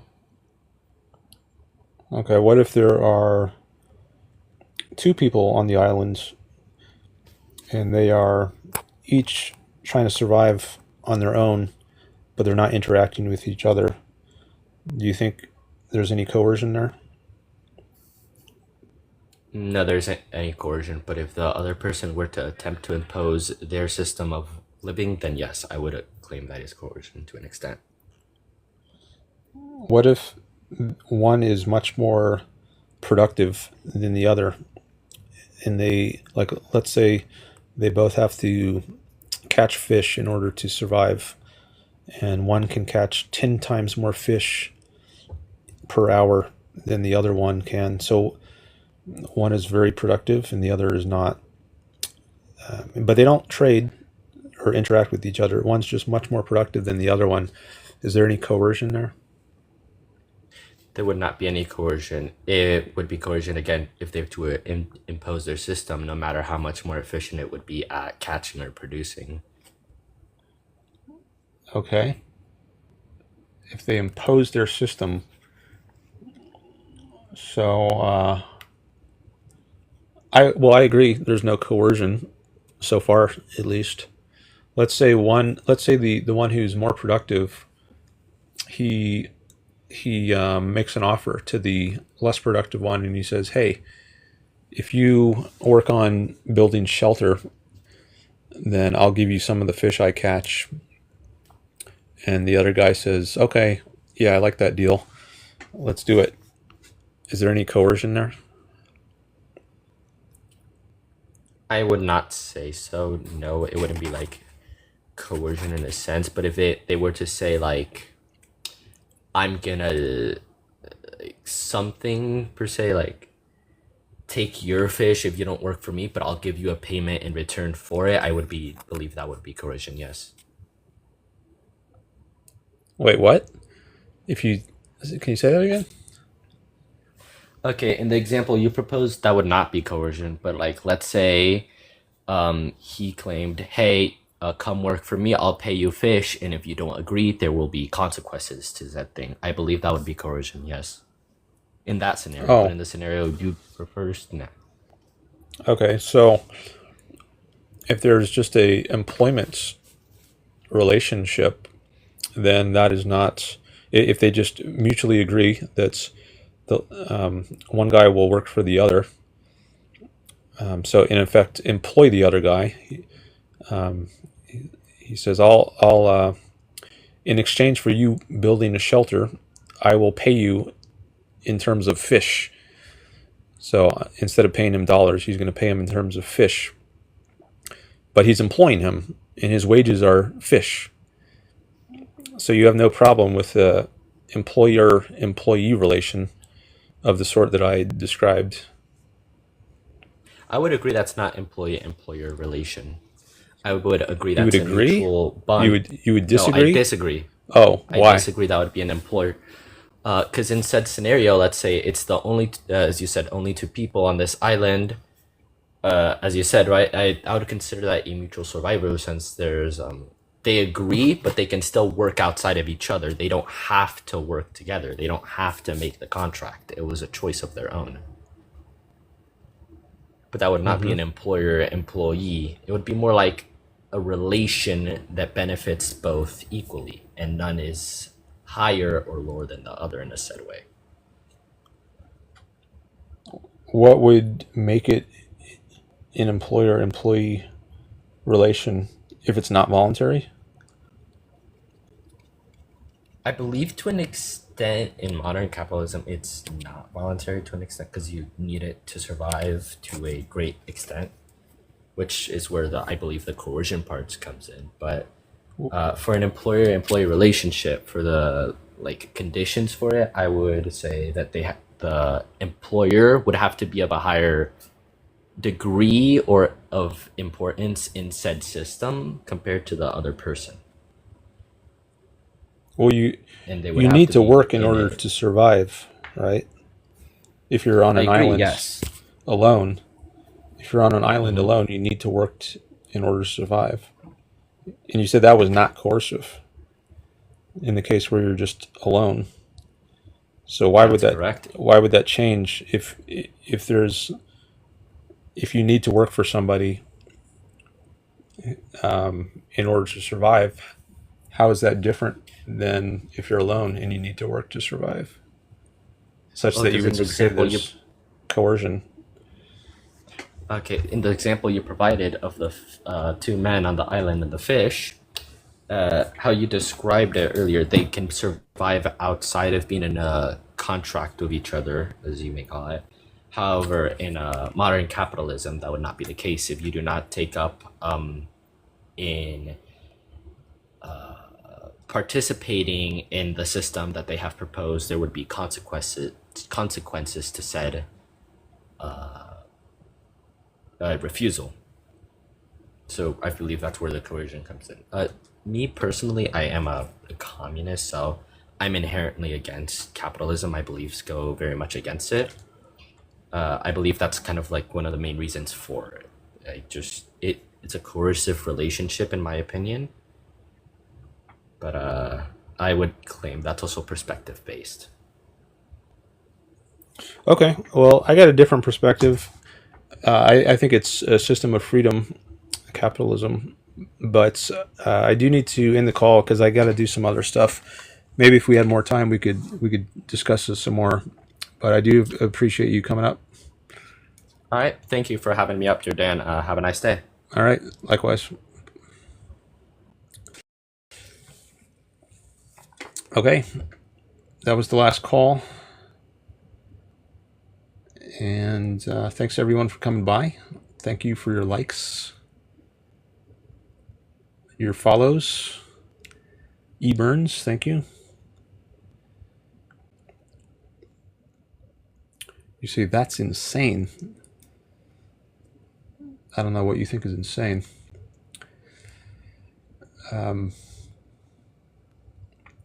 Anyway,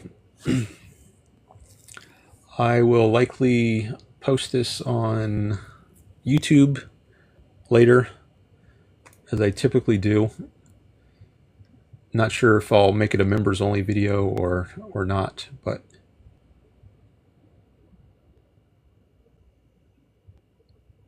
anyway, I will see you next time on TikTok. Not sure when that will be, but if you follow me, you will more likely get a notification, or I'll show up in your feed. All right, see you next time.